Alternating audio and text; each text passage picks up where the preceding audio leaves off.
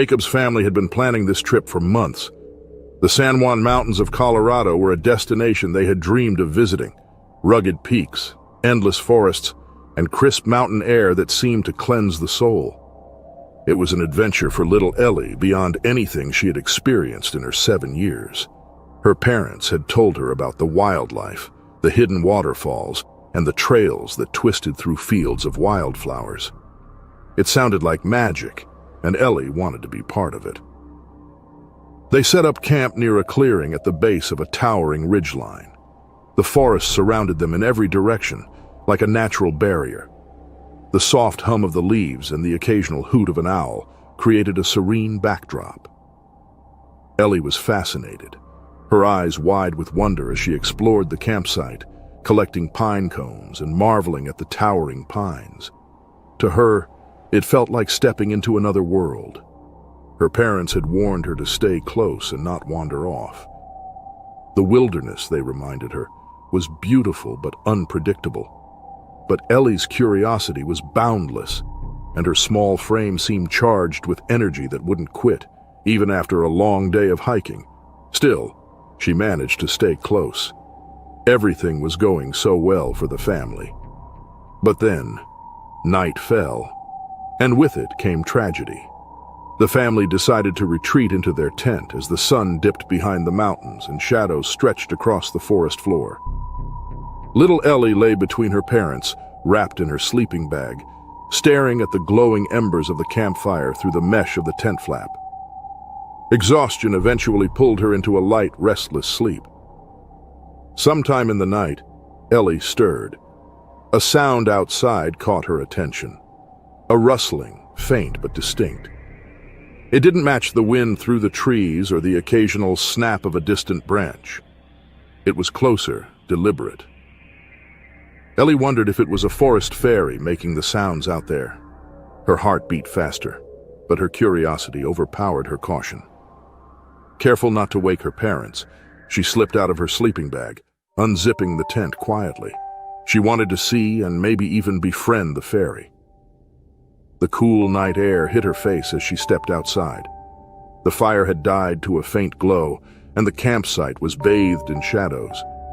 The rustling grew louder near the picnic table where they had stored their supplies. Ellie's eyes adjusted to the darkness, and she moved toward the sound, her small feet crunching softly on the gravel.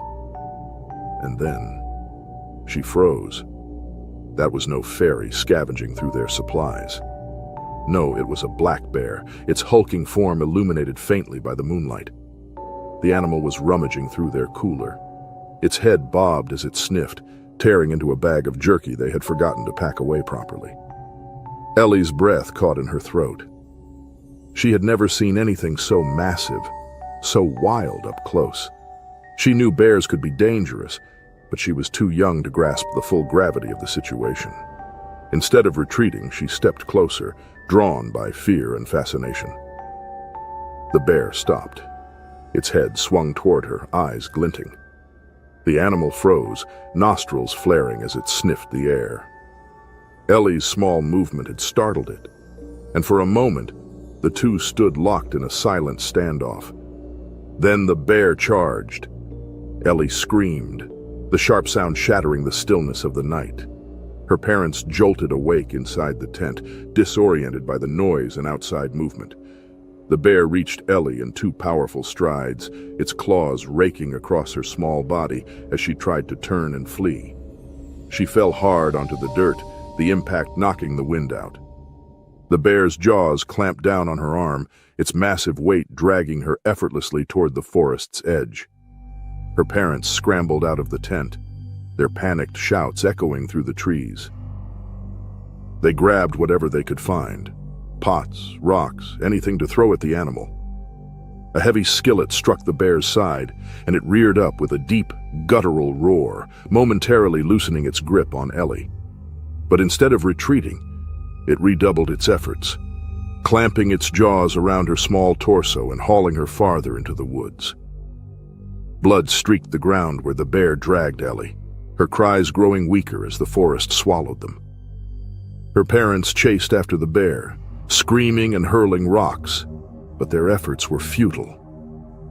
The bear's power was overwhelming, its movements fluid and unstoppable. It disappeared into the dense underbrush within moments, taking Ellie with it. The hours that followed were a nightmare. The family called for help, their desperate cries piercing the dark wilderness.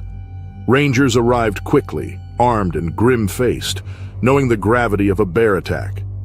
Tracking dogs were brought in, their noses to the bloodied trail that led deeper into the forest. Bloodstains led them farther into the woods, a haunting breadcrumb trail that spoke of Ellie's final moments. When they found her, Ellie's small body was deeply mauled, her clothing ripped and stained with blood. The bear had consumed much of her, a horrifying proof of the primal laws of survival in the wild. Her arm bent at an unnatural angle, her face pale and unrecognizable. Nearby, the bear was found and killed. No one wanted that animal to haunt the forest anymore. The scene was one of silence and despair, the raw power of nature leaving no room for solace. The San Juan Mountains stood unchanged by the unspeakable tragedy. This wilderness, one of Colorado's most stunning landscapes, was also one of its most unforgiving. Ellie's parents never recovered from their loss. Ellie's story would be a cautionary tale, a chilling reminder to respect the wild and its unpredictable inhabitants. But for her family, no words could capture the depth of their loss. No explanation could ease the pain. Only the mountains remained, silent witnesses to a night they would never forget. The lake was still, its surface glassy under the pale light of an overcast afternoon. Tom and his 11-year-old son, Evan, sat on the edge of their small aluminum boat, the boy reeling in a modest catch while his father cleaned the morning's haul. The air smelled faintly of pine and strongly of fish, and the only sounds were the lapping of water against the hull and the occasional cry of a distant bird. It felt serene, almost idyllic. Tom had always wanted to take Evan on a fishing trip to Alaska, but the boy had been too small and frail. Now, at 11 years old, Evan was a strong boy with a good head on his shoulders. Tom knew his son could appreciate the beauty of the wilderness and learn a thing or two about nature. But then, everything changed. They were on their boat, gleefully chatting. Tom noticed the bear first. It appeared on the shoreline, a hulking mass of brown fur and raw power. It stood still, its head low as it sniffed the air, drawn by the smell of fresh fish. The boat was anchored about 30 yards from shore, but the distance offered little comfort. Tom's stomach knotted. Grizzlies weren't uncommon in this part of Alaska, but a curious bear was one thing. An aggressive one was another. The bear moved closer to the water's edge, its massive paws sinking into the muddy bank. Tom gestured to Evan to stay quiet, his mind racing through their options. They could row back to the opposite side of the lake, but the bear was already fixated on them, its eyes locked onto the boat. Evan's fishing rod dipped, the line snapping taut as he hooked a fish. The sound of the reel spinning seemed to irritate the bear. It let out a low growl. A deep sound carried across the water. Tom's hands trembled as he grabbed the oars. He didn't need to tell Evan to reel in the line. The boy had already abandoned the rod, his eyes wide with fear. The bear entered the water, wading in with slow, deliberate steps. Its fur rippled with each movement, and the lake's surface shuddered around it. Tom began rowing, each pull of the oars frantic and uneven. The boat lurched forward, but needed to be quicker. The bear's pace quickened, its bulk moving unnervingly through the shallows. Evan clung to the side of the boat, his knuckles white. Tom threw one of the fish he had cleaned into the water, hoping to distract the animal. The fish landed with a splash, and for a moment, the bear paused. It sniffed the air again, its gaze shifting between the floating fish and the boat. But the reprieve was brief. The bear ignored the fish and surged forward, its powerful strokes cutting through the water like a knife. Its eyes were on the bigger prize. The first swipe came without warning. The bear rose onto its hind legs, its massive paw slamming against the boat's side. The impact rocked the vessel violently, sending water sloshing over the edge. Evan screamed, clutching at his father as the ship tilted dangerously. Tom shouted for him to stay low, his voice barely audible over his heart pounding. Tom grabbed another fish and hurled it toward the bear, then another, his hands slick with blood and water. The bear growled, its mouth pulling back to reveal yellowed teeth, but it was undeterred. Another swipe cracked the side of the boat, leaving deep gouges in the aluminum. The vessel tipped, and Tom knew they had seconds before it capsized. The bear lunged again, catching the boat's edge and flipping it with a furious twist. Tom and Evan plunged into the icy water, the cold stealing their breath. Tom surfaced first, gasping, his hands frantically searching for his son. Evan appeared a few feet away, his eyes wide with terror. Tom bellowed at Evan to swim. The bear was thrashing toward them. Its claws churned the lake into a froth, its growls muffled but no less terrifying. Tom spotted a rocky outcrop jutting from the water about 20 feet away. It was their only chance. He swam toward Evan, grabbing the boy's arm and pulling him alongside. The weight of his soaked clothes dragged at him, his muscles burning with each stroke, but he didn't stop.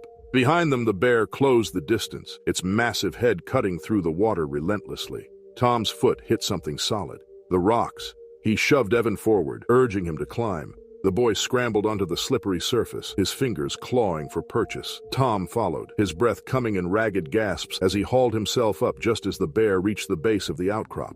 The bear reared up on its hind legs, swiping at the rocks. Its claws scraped against the stone, sending splinters of rock flying. Evan pressed himself against his father, his small frame shaking with fear. Tom scanned their surroundings, searching desperately for anything they could use to defend themselves. There was nothing, just water and stone. The bear roared, reverberating in Tom's chest like a drumbeat. It tried to climb, its claws gouging into the rock, but the surface was too steep and slick. Still, it didn't retreat. It circled the outcrop, pacing, growling, its dark eyes fixed on them. Time passed in agonizing increments. Tom held Evan close, their bodies trembling from the cold and adrenaline. Every sound, the rustle of wind, the ripple of water, felt amplified, each one a reminder of how close they had come to death. Finally, a distant noise broke through the tension, the whine of an engine growing louder. Tom turned, spotting a small boat cutting across the lake. Rescue. He waved his arms, shouting, his voice raw. The bear growled again but began to retreat, sensing the approach of humans. It waded back into the forest, its massive form vanishing into the trees as quickly as it had appeared. The rescue team pulled them from the outcrop, their faces pale with shock at the scene. Tom and Evan sat huddled together, their bodies shaking from the cold and the sheer magnitude of what they had survived. That night, as they wrapped themselves in blankets by the fire, the bear's roar echoed in their memories. The lake was silent again, but the peace it once held was shattered forever. The dense canopy of the Adirondacks filtered sunlight into scattered beams, casting long shadows over the forest floor. James moved carefully along the rugged trail, his hiking boots crunching against loose stones and fallen leaves. Miles from the nearest road, he finally enjoyed the solitude he craved. His pack was light, his steps confident, and the only sound was the rustle of wind through the trees. Barely 30 yards ahead, a black bear stood on its hind legs, its broad head buried in a thick patch of berry bushes. James froze mid-step, his heart thundering in his chest. The bear's coat shone jet black, its muscles rippling under its fur. It hadn't noticed him yet, too focused on stripping the bush clean of its small red fruit. James began to back away slowly, his body tense, his breaths shallow. His mind raced through everything he'd read about bear encounters. No sudden movements, no loud noises. Make yourself appear non-threatening. Each step back felt like an eternity. The forest suddenly alive with every snapping twig and crunch of undergrowth. But when his boot caught on a loose rock, sending it skittering down the slope with a sharp clatter, James knew he was out of luck. And when the bear's head snapped up and its dark eyes locked onto James, unblinking, the man knew he was in deep trouble. The animal dropped to all fours, its posture low and predatory. A growl rumbled from its chest. James felt rooted to the spot, his muscles frozen in terror. James spun and bolted, his legs carrying him blindly through the dense forest. Branches whipped at his face, and the uneven terrain threatened to send him sprawling. He glanced over his shoulder and saw the bear barreling toward him, closing the distance with each thundering step. Desperation clawed at him as he spotted a tree with thick, low branches. His instinct screamed at him to climb. Reaching the base, he threw himself at the trunk, gripping the rough bark as he hauled himself up. His arms burned, and his fingers slipped on the mossy surface, but adrenaline drove him upward. The sound of snapping branches below told him the bear was following. James reached a sturdy branch and pulled himself onto it, panting, his chest heaving. But when he looked down, his heart sank. The bear was already climbing, its massive claws easily digging into the bark. its teeth bared as it growled, saliva dripping from its jaws. James gripped his hiking stick, the only weapon he had. As the bear lunged closer, he swung it with all his strength. The stick connected with the bear's snout, the crack echoing through the forest. The bear roared in pain.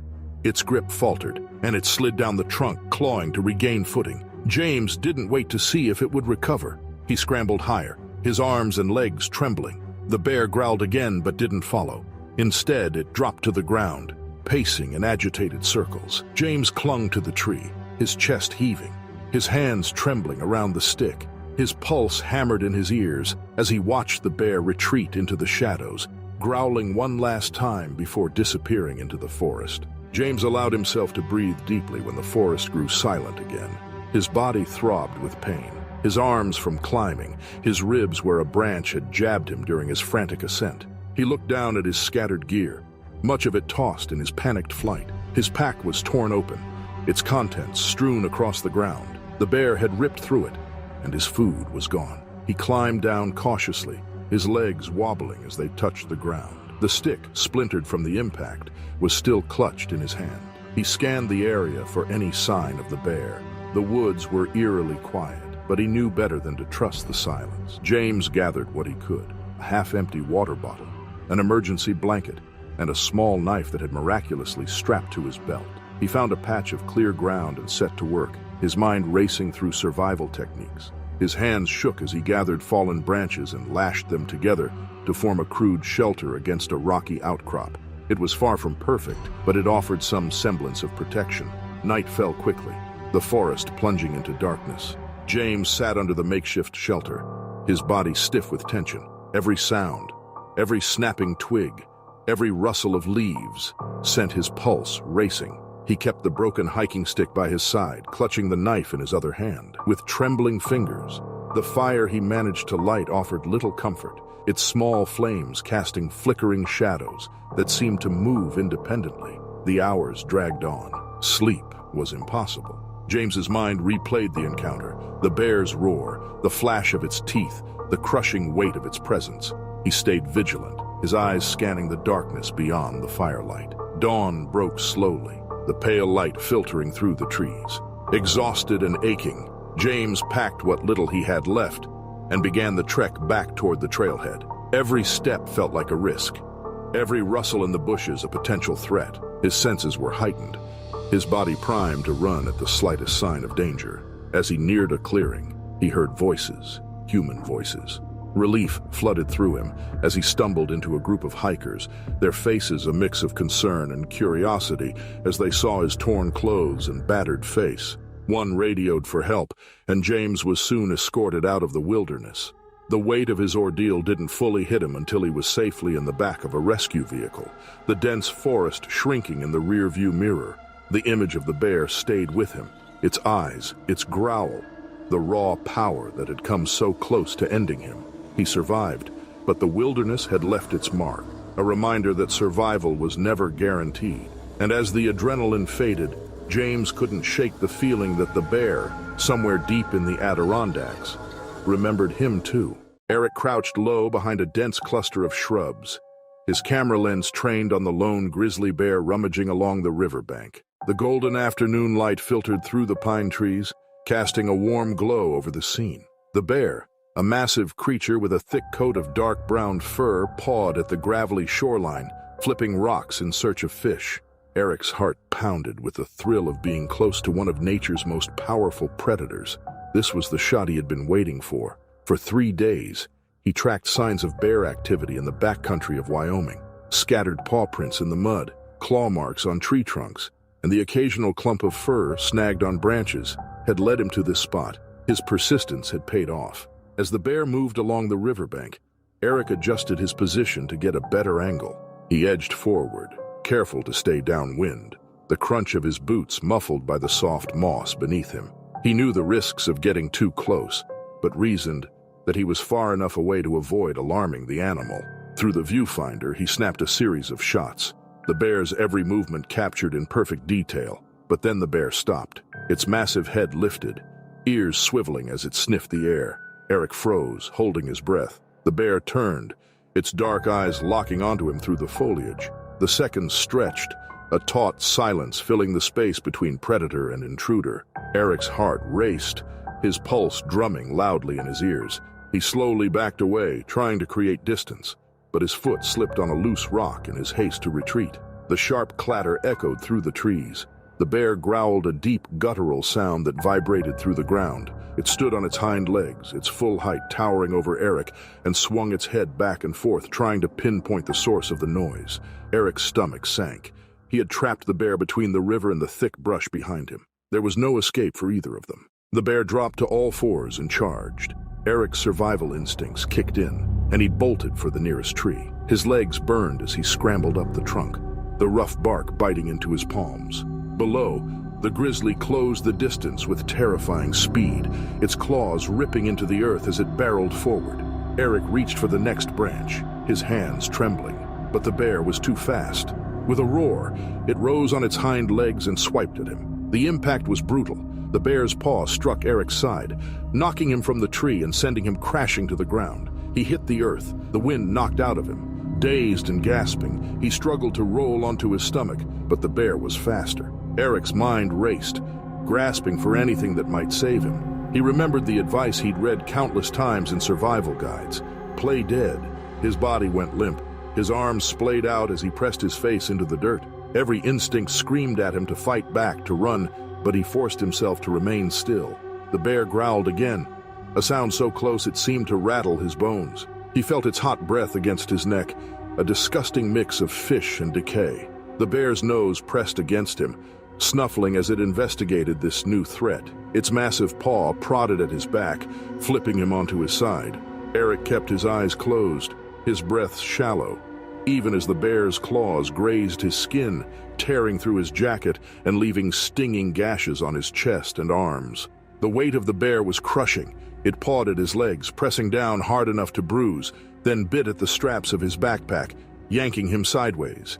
Eric's muscles screamed in protest but stayed limp, his body slack and motionless. Minutes stretched into what felt like hours. The bear huffed and circled him, its frustration obvious.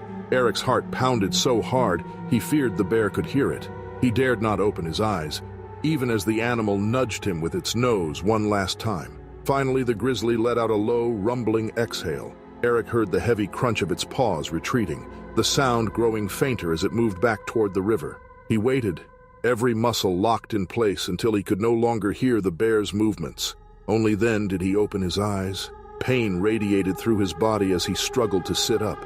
Blood soaked through his shirt, the gashes on his torso oozing dark red. His side throbbed where the bear had struck him, likely fracturing a rib or two. His camera lay a few feet away, its lens shattered, a cruel reminder of how close he had come to capturing the perfect shot and how close he had come to dying. Eric staggered to his feet, clutching at the tree for support. His surroundings spun, his vision blurred by exhaustion and adrenaline. He knew he couldn't stay here. The bear might return, and he was in no condition to face it again. He stumbled along the riverbank, his movements slow and unsteady. Each step sent jolts of pain through his battered body, but he pressed on, driven by the faint hope of finding help. After what felt like an eternity, he heard voices, distant but unmistakable. A group of hikers appeared, their faces a mix of concern and shock as they rushed to his aid. They helped him to a makeshift seat, wrapped his wounds, and gave him water. One radioed for assistance, and Eric was airlifted to safety within hours. Eric gazed down at the forest below as the helicopter lifted him from the wilderness. The riverbank where the encounter had unfolded was a small, insignificant speck in the vast expanse of wilderness. The bear, somewhere down there, continued its hunt for survival, just as he had fought for his. Ryan Carter found himself alone in the remote wilderness of Alaska. What had started as an exciting solo backpacking trip had quickly turned into a fight for survival. Ryan, an experienced outdoor enthusiast in his early 30s, had always been drawn to the wild. He had spent years hiking through forests, mountains, and deserts, pushing his limits to experience the most isolated corners of the world. Alaska had always been his dream destination. The rugged beauty of the land called to him, promising both adventure and solitude. But Alaska's wilderness was unforgiving. Ryan had joined a small group of backpackers to explore the dense forests and snow-covered mountains, but a sudden and unexpected blizzard had separated him from the group. The storm came out of nowhere, transforming the landscape into a whiteout. The howling wind combined with the blinding snow made it impossible to see more than a few feet ahead. Before he knew it, Ryan was alone, cut off from his fellow hikers, and had no way to contact them. His radio had been damaged, and the deep snow made any attempt to retrace his steps impossible. Now, days later, the blizzard had passed, but the bitter cold remained. The remote Alaskan wilderness around him stretched for miles in every direction, a vast and harsh terrain of snow, ice, and towering pine trees. Ryan had limited supplies, just a small amount of food, a knife, a fire starter, and a basic shelter.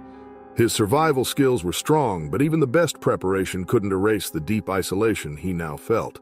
Worse, he knew the area was home to grizzly bears. Ryan was well aware that grizzly bears in Alaska had become more aggressive in recent years. Climate change had affected their food sources, and the bears, struggling to find enough to eat, had been wandering closer to human camps. Ryan had read about these incidents before his trip, but he had never imagined he would face such a danger alone. As he trudged through the snow, his breath heavy in the freezing air, he kept his senses sharp, listening for any signs of movement in the dense forest. It was on one cold evening, as the sun began to dip below the horizon, that Ryan's worst fear became reality. While searching for a safe place to set up camp, he saw movement in the corner of his eye. A massive grizzly bear emerged from behind the trees, its fur thick and matted, its eyes focused directly on him. Ryan froze, his heart pounding in his chest. The bear, clearly hungry and agitated, began to approach. Ryan had no time to think. His instincts kicked in. He knew he couldn't outrun a bear in these conditions. Slowly, he reached for his bear spray, a crucial tool for protection, but the snow made it difficult to move quickly.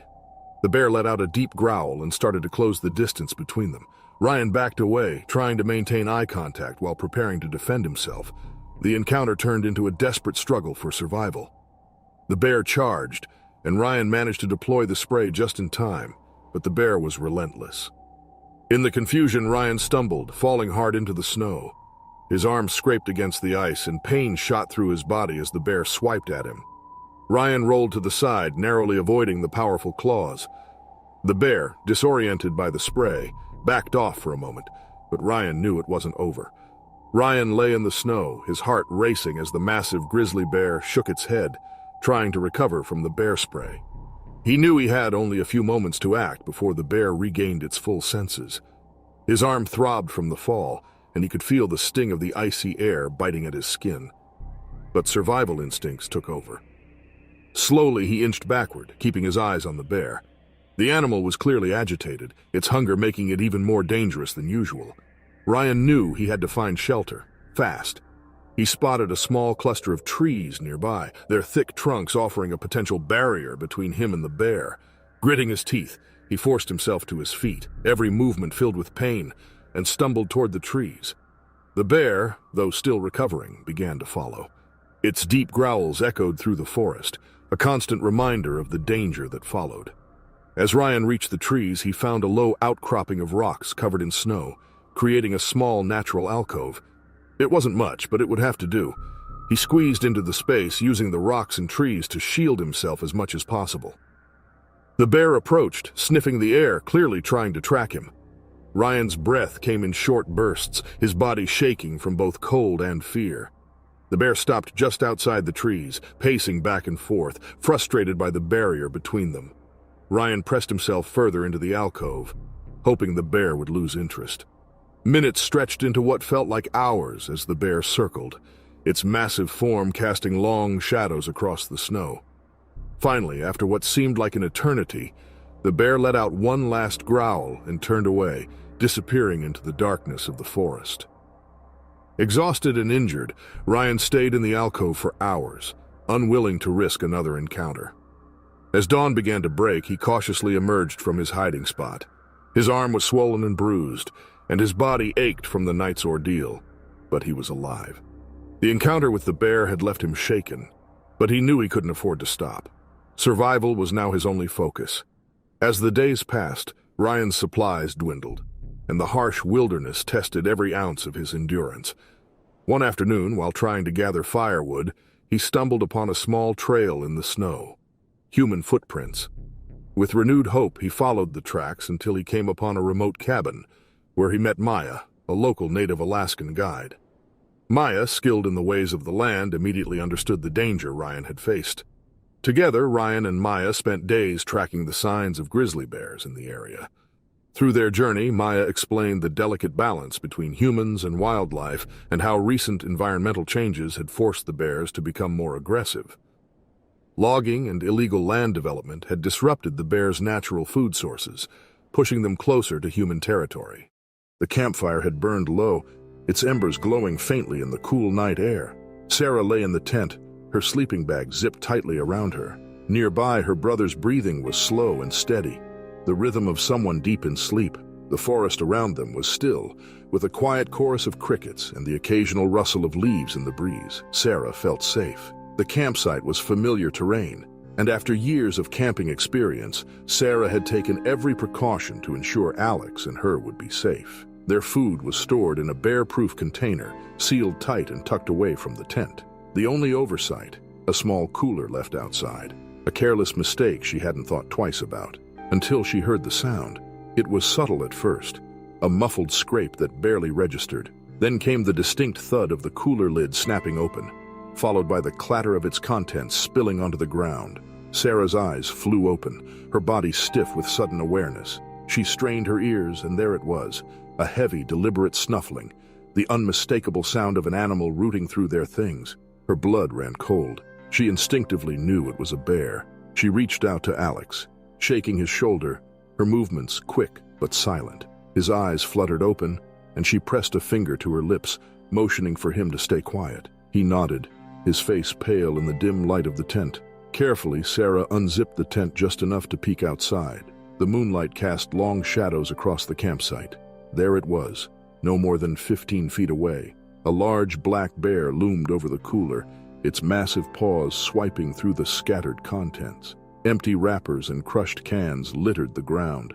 The bear's sheer size was overwhelming, its dark fur blending with the shadows, and its bulk was a stark reminder of its raw power. Sarah's mind raced. They needed to scare it off before it grew more comfortable, or worse, turned its attention to the tent. She grabbed the flashlight beside her sleeping bag and clicked it on, aiming the beam directly at the bear. The bright light startled it, and it paused, lifting its massive head to stare at her. The moment hung in the air, electric with tension. Then, instead of retreating, the bear huffed and took a step closer, its eyes gleaming with an unsettling mix of curiosity and determination. Sarah's stomach dropped. This bear wasn't going to be scared off easily, but Sarah was brave, especially since her brother's life was at stake. She crawled out of the tent, moving slowly, her heart hammering in her chest. Staying low, she grabbed a metal pot from their cooking gear and banged it against the flashlight, creating as much noise as possible. The sound echoed through the forest, sharp and jarring. The bear hesitated, its ears flattening briefly, but then it advanced again, its focus unwavering. Sarah backed up, her feet crunching against the gravel as she tried to distance herself from the bear. Her movements were calculated and deliberate, but inside, panic churned. She had to keep it away from the tent, from Alex. Then, in a blur of motion, the bear lunged. Its massive paw swept out, claws extended. Sarah barely had time to react. Pain shot through her leg as the claws raked against her thigh, tearing through fabric and flesh. She stumbled, falling hard onto her back, the flashlight skittering out of her grasp. The bear loomed over her, its breath hot and stinky, its growl vibrating through the ground beneath her. Alex burst from the tent, a sharp cry escaping him as he saw the scene. Before Sarah could shout for him to stay back, he grabbed a rock from the ground and hurled it with all his strength. The rock struck the bear's shoulder, not hard enough to injure but enough to distract. The bear turned, its growl deepening, and for a split second, its attention shifted. "Run!" Sarah's mind screamed, her instincts kicking in. She scrambled to her feet, ignoring the searing pain in her leg, and grabbed Alex's arm. Together, they sprinted toward the car parked just beyond the campsite. The bear roared behind them, the sound primal and terrifying, its heavy footfalls pounding against the ground. Sarah's lungs burned, her injured leg screaming with every step, but she didn't dare stop. The car came into view, a lifeline in the darkness, She fumbled for the keys in her pocket, her fingers slick with sweat and shaking uncontrollably.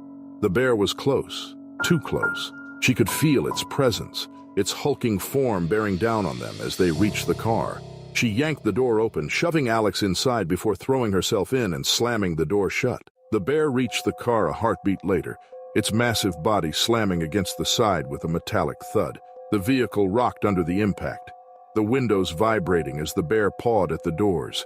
Its growls filled the small space, deafening and relentless. Sarah's hands trembled as she jammed the key into the ignition, the engine roaring to life. She hit the gas, the tires spinning against the gravel before catching. The car lurched forward, putting distance between them and the enraged bear. In the rearview mirror, she saw it standing in the middle of the road, its dark silhouette illuminated by the red glow of the taillights. It huffed, pawed at the ground, and finally turned back toward the campsite.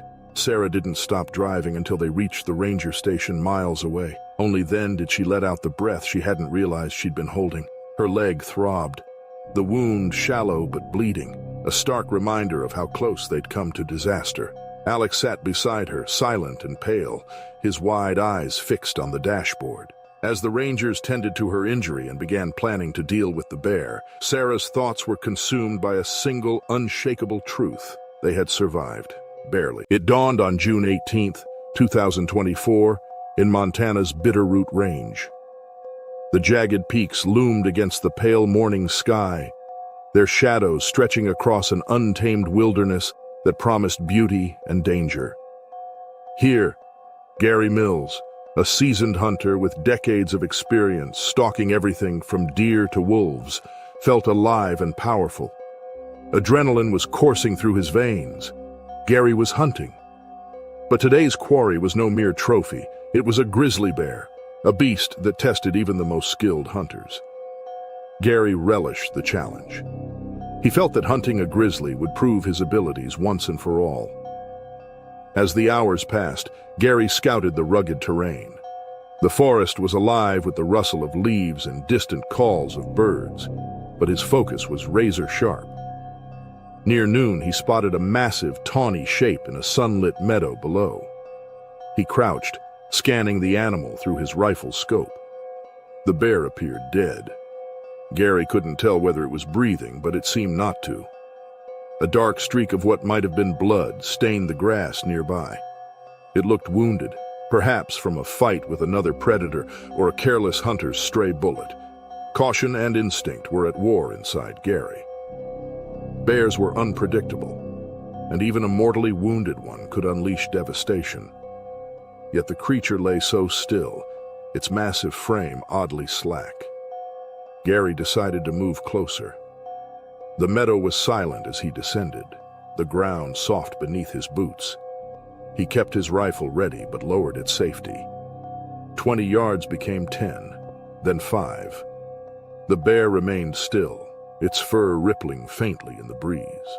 Its eyes were closed, and its mouth hung slightly open, revealing yellowed teeth. Gary circled it slowly, his boots brushing against tufts of wild grass. He paused, leaning in to inspect the dark stain. Blood. It's fresh, but only a little. Perhaps the bear had succumbed to internal injuries. Still, something about its posture seemed wrong, too deliberate. Gary's gut twisted as he bent closer. The bear's muscles tensed almost too quickly for Gary to notice, then sprang to life. It exploded upward with a roar that shattered the quiet. It looked like a god of old, a creature of sound and fury. Gary stumbled back, his mind racing to catch up with the shift from hunter to prey.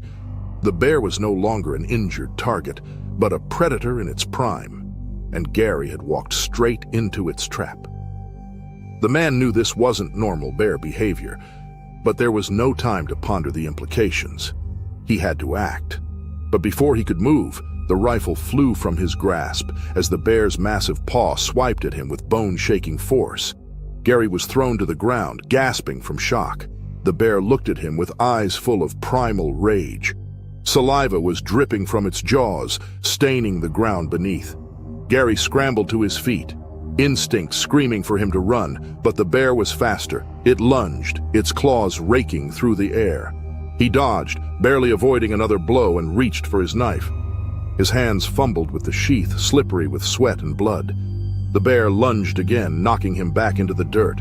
Jaws and claws, claws and jaws. It was all Gary could see.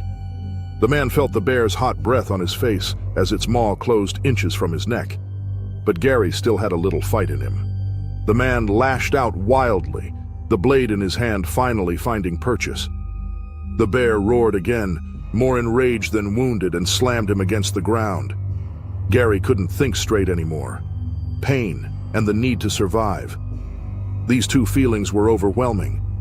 Gary kicked, punched, and slashed, but the bear's mass pinned him down. Each swipe of its claws tore through his clothing and flesh, leaving him gasping in agony. The forest echoed with their struggle, the crack of breaking branches, the bear's guttural growls, and Gary's labored breaths. Gary managed to roll away. He crawled toward the rifle, but the bear charged again. He reached the weapon and turned just as the bear descended. The rifle was wrenched from his hands again, this time crushed under the animal's weight. A final swipe sent him sprawling, his vision swimming with stars. The bear loomed over him. It bit his arm. The bone snapped with a gut-twisting sound. Gary screamed, but there was no one there to hear his screams. There was no escape. The bear's teeth tore through muscle and bone, its claws shredding what remained of his resistance. A pool of blood started to pool beneath him as his strength ebbed away. His mind drifted, the pain fading into a strange, detached clarity. He had underestimated the beast and misjudged the signs. The grizzly wasn't merely surviving, it was thriving, and he had been foolish to assume otherwise. And then Gary was gone, his body broken and lifeless. The meadow was quiet again, except for the bear's heavy breathing as it continued to maul him. When search parties found Gary's remains days later, the scene was indication enough of his fate. His rifle lay twisted and bent, his body torn and bloodied. The meadow, once serene, bore the scars of a violent struggle. The story spread quickly, igniting debates about hunting ethics and humanity's place in the wild. Some called Gary reckless, a thrill-seeker who got what he deserved. Others mourned him as a victim of nature's harsh unpredictability. No matter the case, Gary Mills was gone. The bear was never found. It remained unseen, untouchable, the only victor of the deadly incident. The Bitterroot Range and its wilderness continued undisturbed. It was the 3rd of August 2022, and Marcus Keegan was about to begin his run on the trail ahead. At 32 years old, Marcus was a seasoned athlete and a professional marketing executive. But running in the wilderness was where he felt complete. He had been visiting a national forest in Wyoming for years, captivated by its wild beauty.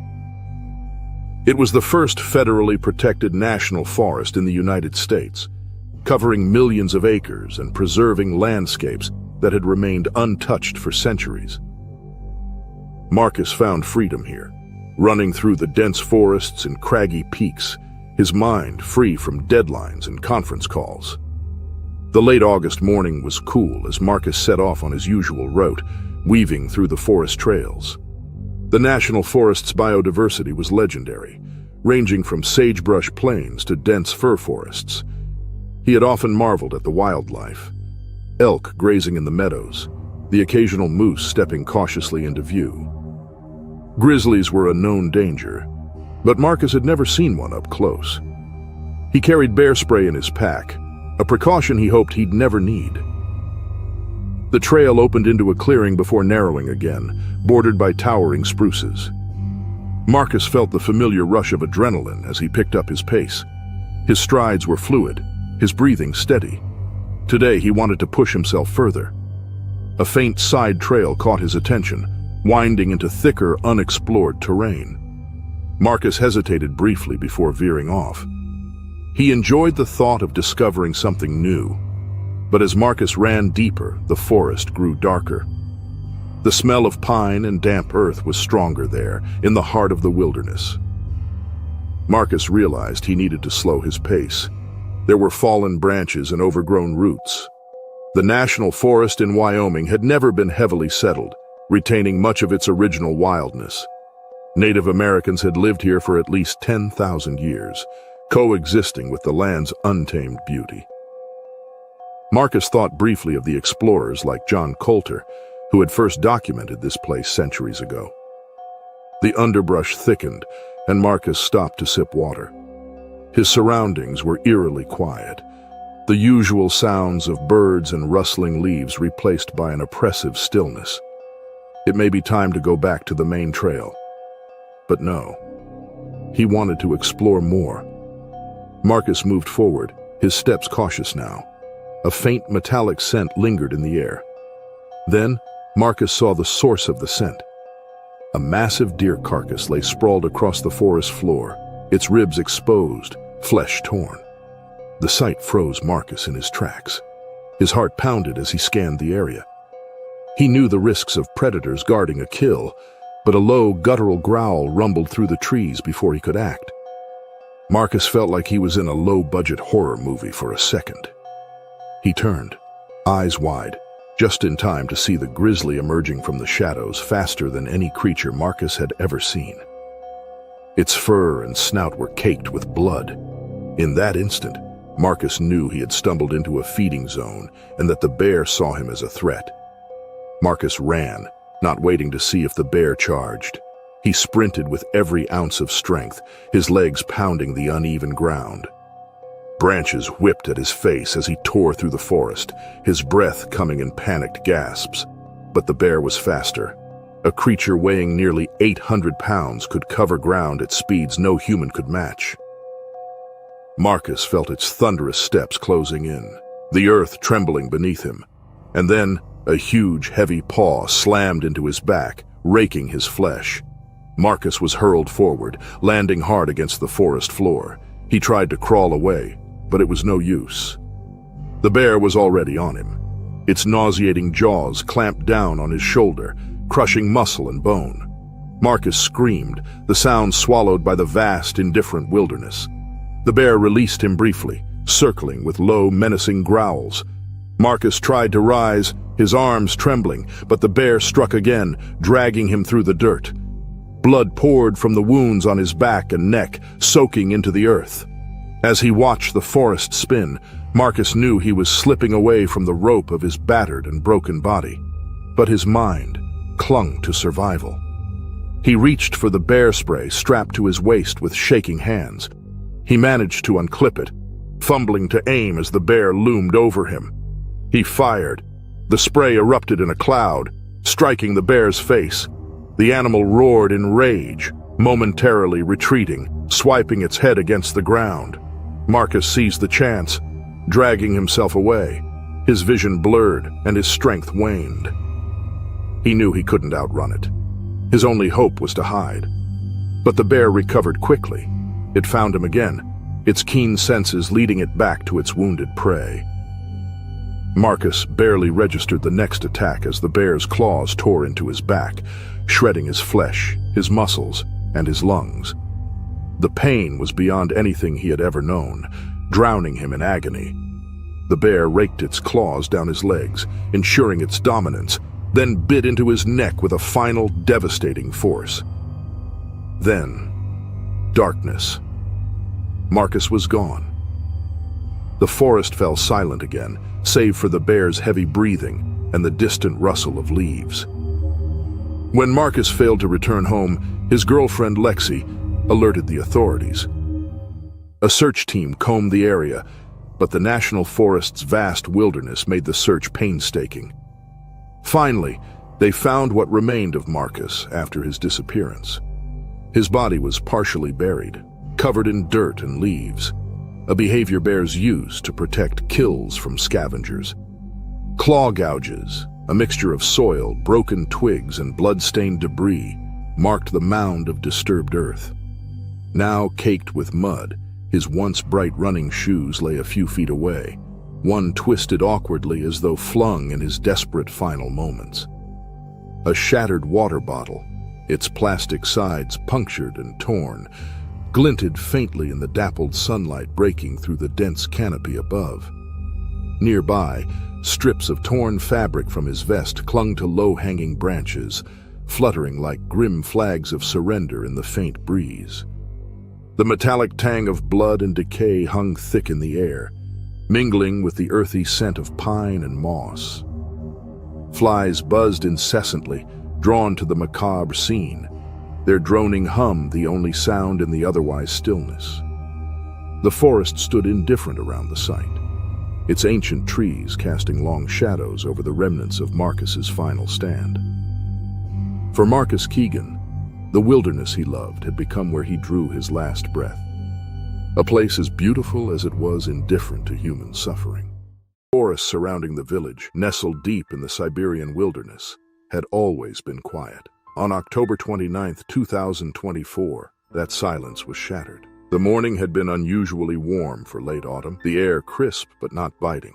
Children from the village's small school spilled into the schoolyard during recess, their laughter rising against the distant hum of the forest. The creature emerged silently, a shadow at the edge of the clearing. A massive grizzly, its fur matted with dirt, moved toward the chain-link fence that separated the schoolyard from the wilderness. It took its time, sniffing the air. The animal was watching the cluster of children closely. Then, with a burst of power, it lunged at the fence, sending a shudder through the flimsy barrier. Alyosha, the first child to notice, froze mid-step, his face pale with fear. Others turned to look. Confusion quickly turned to panic. A teacher standing near the playground's edge shouted a warning, her voice sharp and piercing. The children scattered, their high-pitched screams slicing through the air as they ran toward the school building. But the bear breached the fence with terrifying ease. The rusted metal buckled under its weight, collapsing in a tangle that barely slowed its momentum. It charged forward, each step pounding the earth with a brutal rhythm. It was massive, a living tank of muscle and claw, moving with a speed that belied its size, and it wanted nothing more than to attack. The first child it reached was Alyosha. He had tripped in the chaos, landing hard on the dirt. The bear swiped at him with a single paw, the blow sending the boy sprawling. Blood sprayed in an arc as the claws tore through his back, the sharp tang of it filling the air. The bear reared up, roaring, its guttural sound loud enough to rattle windows. Teachers raced forward, their faces pale with terror. One grabbed a stick, wielding it like a weapon, while another screamed for the children to enter. The bear turned on them, its eyes wild, its movements feral and erratic. It charged again, slamming into a small wooden play structure which splintered under its weight. A teacher stumbled backward, her foot catching on the debris as the bear descended on another child, a boy named Mikhail. The boy, no more than 8, tried to crawl away. The bear caught him by the leg, dragging him back with an almost lazy swipe. Its jaws snapped down, crushing his little torso in a spray of blood.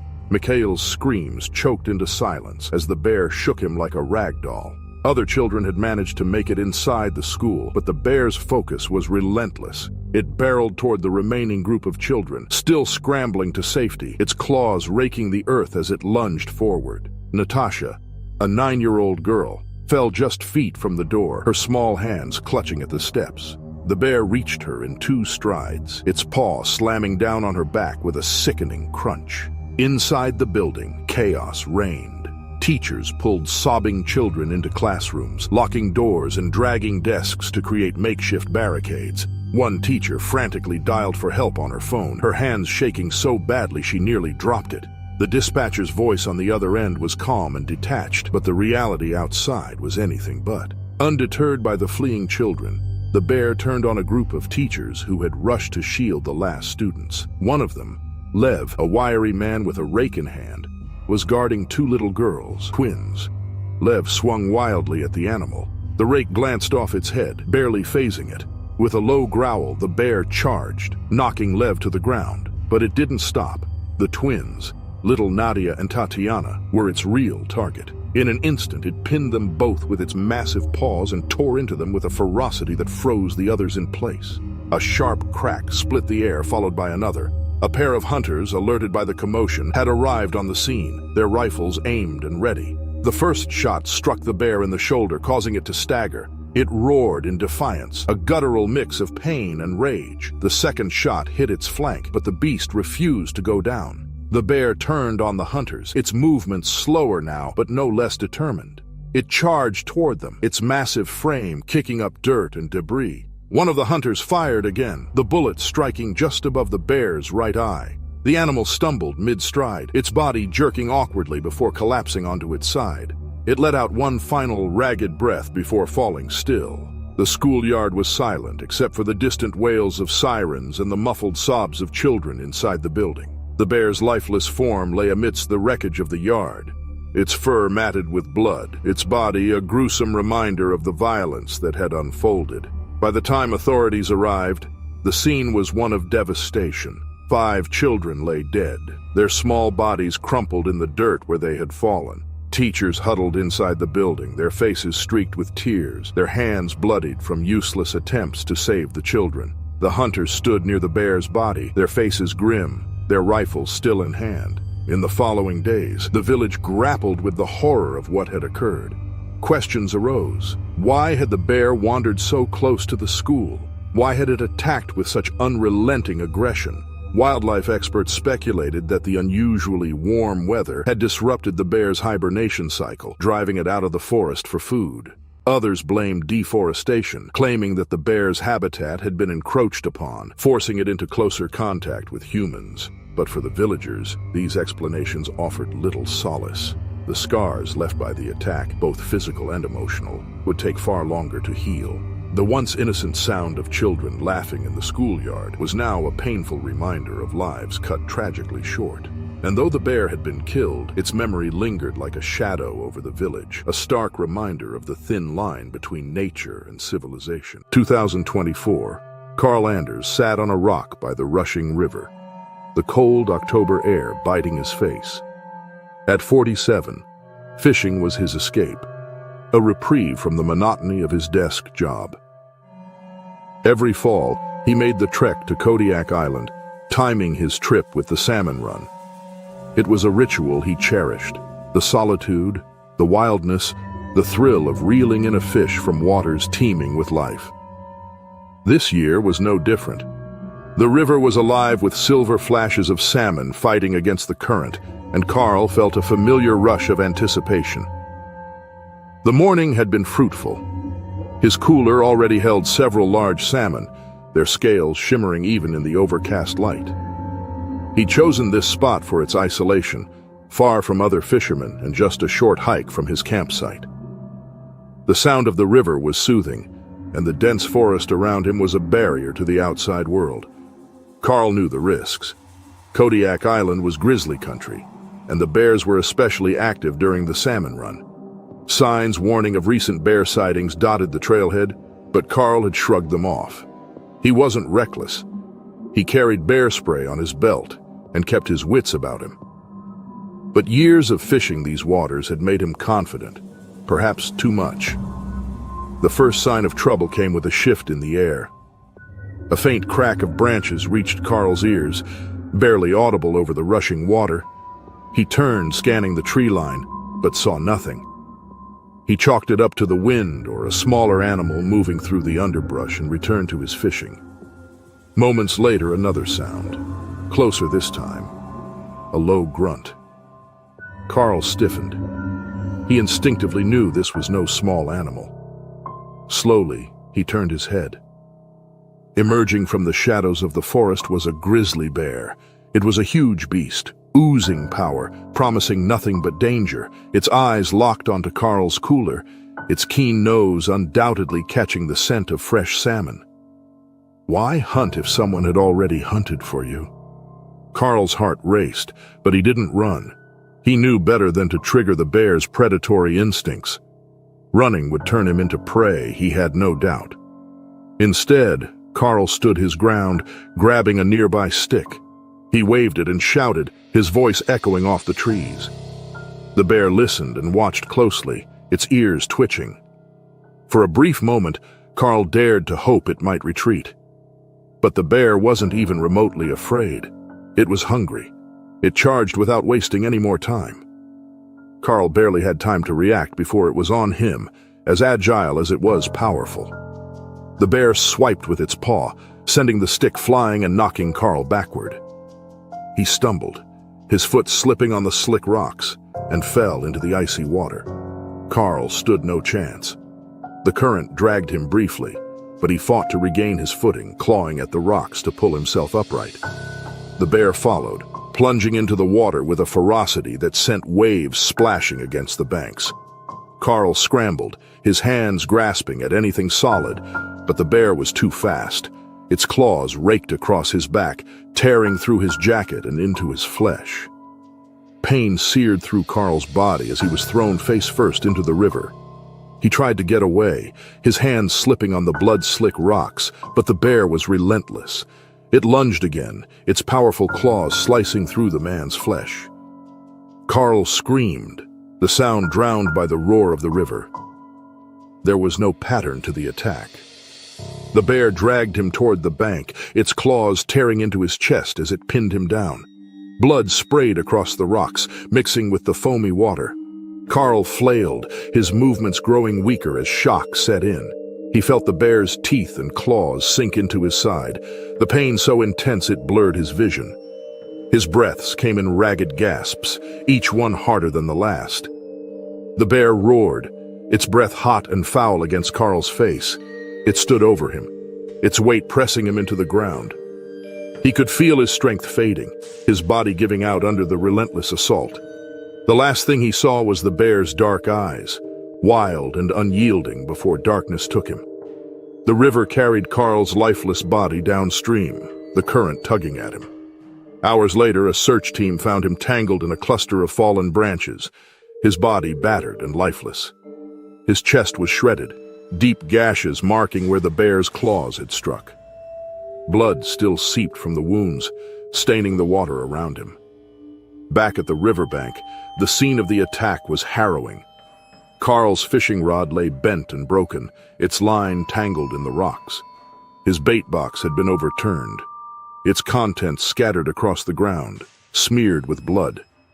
The cooler he had so carefully filled with fish was gone, dragged into the forest by the bear. Deep paw prints marked the mud, a trail of carnage leading into the trees. The searchers stood in silence, the reality of the wilderness before them. Kodiak Island, a place of stunning beauty, was also a place of untamed danger. For Carl Anders, the river he loved had become the scene of his untimely demise. But the river rushed on, oblivious to the pain it had witnessed. The wind cut across the frozen expanse of Hudson Bay, biting and sharp. Dr. Laura adjusted her hood, her breath visible in the freezing air as she studied the shifting ice. Her team moved around her, cataloging samples, taking measurements, and noting the subtle changes in the Arctic's fragile ecosystem. The silence of the wilderness was heavy, broken only by the crunch of boots and the distant groan of ice plates shifting against one another. That afternoon, they saw something that gave them pause. At first, it was a speck on the horizon, seemingly moving with purpose over the jagged ice. They thought it was an illusion, a trick of light and ice for a while. As it came closer, though, Laura recognized the unmistakable shape of a polar bear. Its massive body was worn, its ribs visible even through thick fur. This was no idle wanderer, a predator pushed to the brink. Desperate, the team froze as the bear approached, its black eyes locked onto the camp. Laura's instincts kicked in, and she grabbed the flare gun from her belt. With a sharp trigger pull, a red streak shot into the air, hissing and crackling. The bear stopped, startled, its ears flattening against its head. For a moment, she thought it might retreat. It didn't. Instead, it circled wide around the camp, pacing just beyond the range of their defenses. The bear's movements were deliberately calculated. This was an exquisite hunter at work. It stopped, sniffed the air every few minutes, and edged closer. The scent of food of humans drew it forward. Laura barked orders, her voice firm despite the fear clawing at her chest. The team scrambled to pack what they could, abandoning their research to retreat to the emergency shelter, a reinforced structure designed to withstand the Arctic's harshest elements. They moved quickly, hauling essential gear inside as the bear stalked closer. The shelter was small but sturdy, with thick metal panels insulated against the cold. Laura bolted the door as the last team member rushed inside, her heart pounding. Through a narrow slit of reinforced glass, she watched the bear approach the abandoned camp. It tore into their equipment with brutal efficiency. Tents collapsed under the weight of its massive paws. Storage crates splintered as it clawed through them, scattering supplies across the ice. The bear's frustration grew as it found nothing substantial to eat. It roared, the sound deep and guttural, reverberating through the shelter like a physical force. Inside, the team huddled together, their faces pale and drawn. Hours passed, but the bear showed no signs of leaving. It circled the shelter, its claws scratching against the metal walls. Laura tried to calm them, but the bear's relentless growls and heavy thuds slowly made them lose their composure. Panic set in when the first dent appeared in the shelter's wall. The bear's hunger made it bold. It slammed its body against the structure, testing its strength. Each impact sent shudders through the floor, shaking loose bits of frost from the ceiling. The shelter, designed to withstand storms and snowdrifts, was no match for a starving polar bear's determination. Laura searched the room for anything they could use as a weapon. They had flares, a utility knife, and a single fire extinguisher. It wasn't enough. She knew it, and so did the others. The next impact was harder and more violent. A crack formed near the base of one wall. The bear had found a weak point. Its claws tore at the edges of the panel, making the screeching sound unbearable. The crack widened, letting in icy air that swirled through the shelter like a death knell. The bear's head appeared through the gap, its black nose twitching as it inhaled their scent. It growled, its breath visible in the frigid air, and began to push its way inside. Laura fired another flare, aiming at the bear's face. The bright burst startled it, but only for a moment. It recoiled, shook its head, and returned with even greater ferocity. The team backed into the far corner, their makeshift weapons clutched tightly. The bear was inside now, its massive body filling the confined space. It roared again, the sound deafening in the enclosed shelter. Laura swung the fire extinguisher, striking its shoulder. The blow glanced off, barely slowing it down.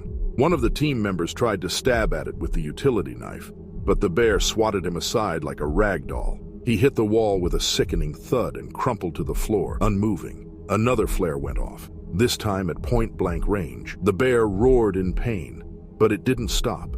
It couldn't. Hunger had consumed it, leaving no room for fear. Laura's mind raced as she tried to think of a way out. There was none. The bear was too strong, too determined. It moved through the shelter with a terrifying purpose, its claws raking against walls and bodies alike. One by one, her team fell, their screams cut short as the bear's weight bore down on them. Finally, it was silent.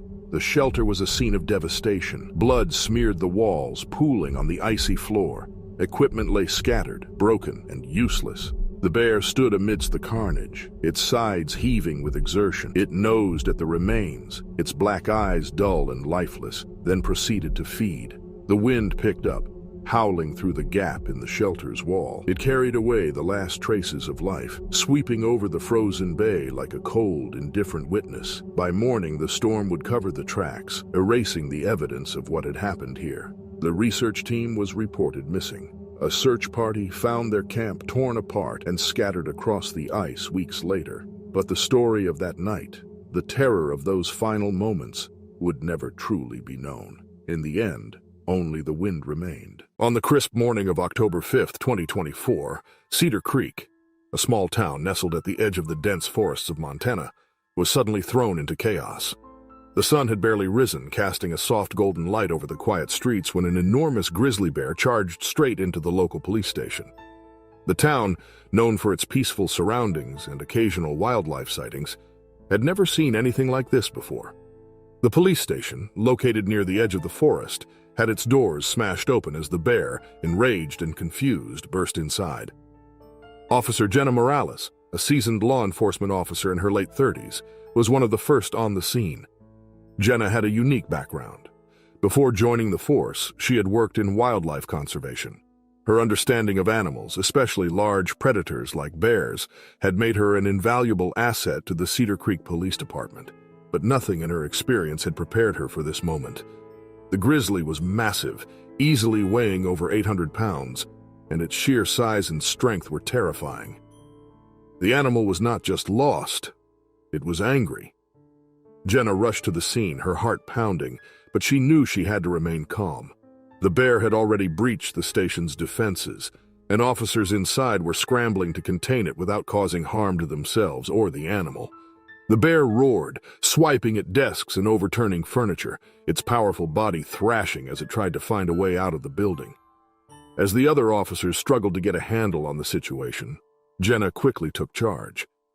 She knew that shooting the bear would only escalate the danger, both for the animal and the people in the station. With her background in wildlife, Jenna understood that the bear wasn't attacking out of malice. It was disoriented, likely pushed out of its habitat by recent environmental changes.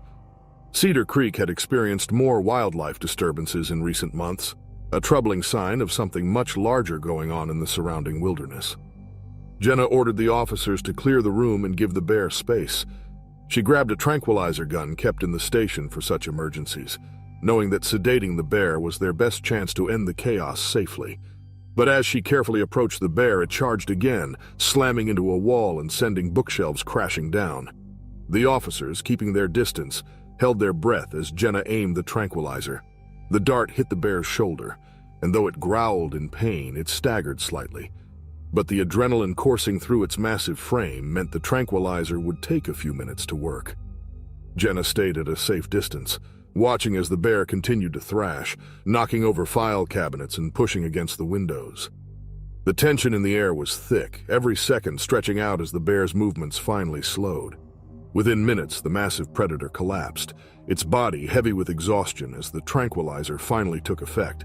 The officers exhaled in relief, but the room was a mess, and the reality of what had just happened began to sink in. This was no ordinary bear sighting. The attack was part of something much larger, something that Jenna couldn't ignore.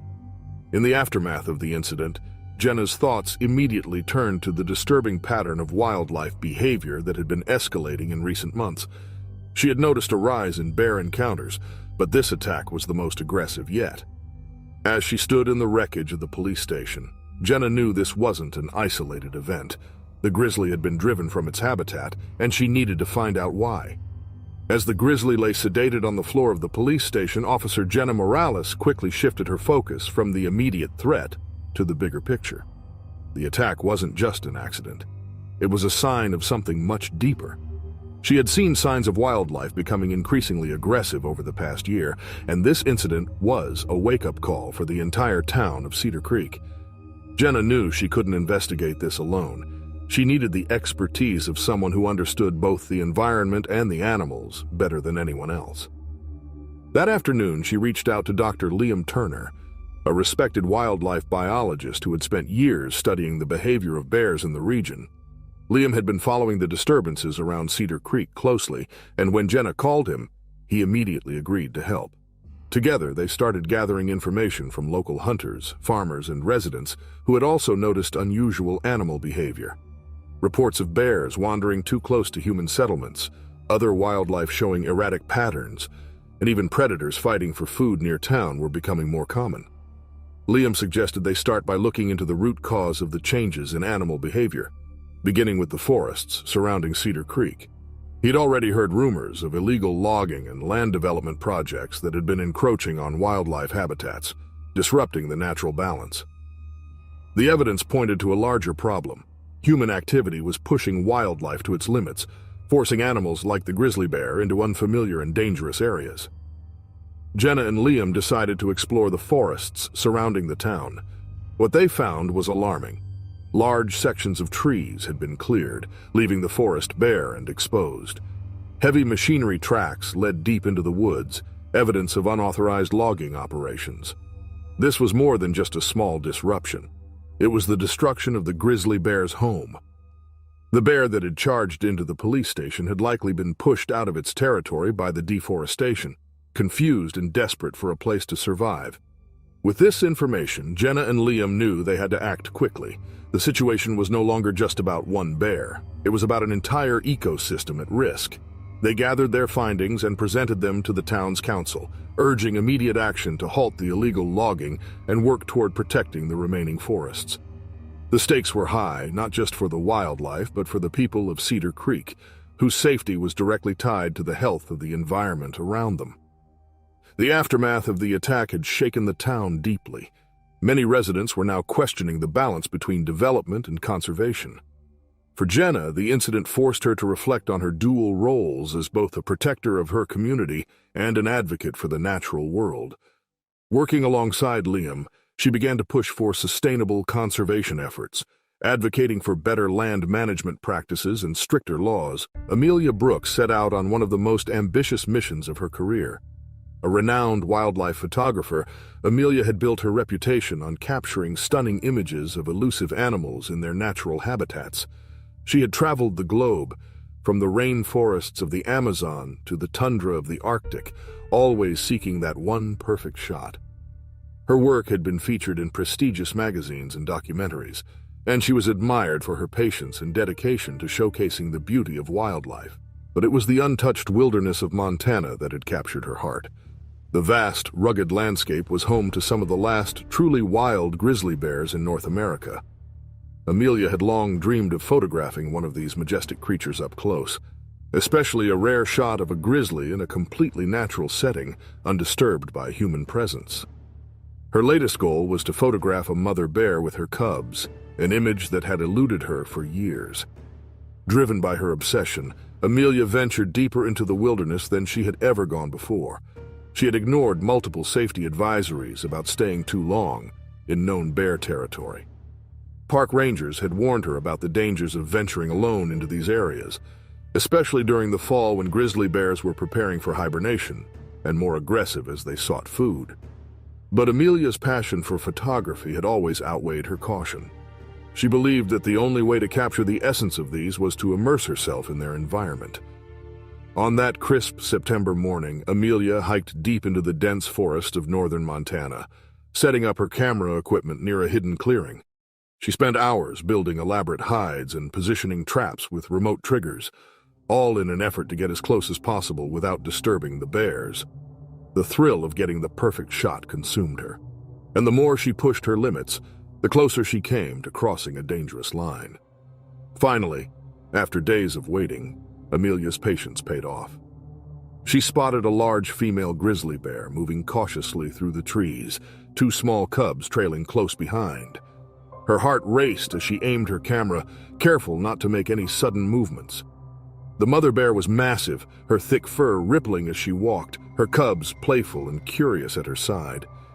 Amelia held her breath, clicking the shutter as quietly as possible, capturing the moment she'd been chasing for so long. But as she focused on getting the shot, she didn't notice the shift in the bear's behavior. The mother bear, sensing something was wrong, became agitated. She stopped, sniffing the air, her protective instincts kicking in. In her determination to capture the image, Amelia had ventured too close to the bear's space. The mother bear, seeing Amelia as a threat, let out a deep growl and charged. Amelia had no time to react. The bear was on her in seconds, its massive claws swiping at her as she tried to back away. The force of the attack knocked her to the ground, her camera flying out of her hands. Pain shot through her body as the bear struck again, its powerful jaws snapping dangerously close to her face. Severely injured and in shock, Amelia struggled to move, but the bear loomed over her, angry and protective. Amelia lay on the cold ground, her body aching from the force of the grizzly bear's attack. Blood trickled from deep gashes on her arm and side, and every breath sent a sharp pain through her chest. The bear hovered over her for a moment, its fierce eyes locked on her. But then, as quickly as the attack had begun, the mother bear turned and retreated, her cubs trailing behind her into the forest.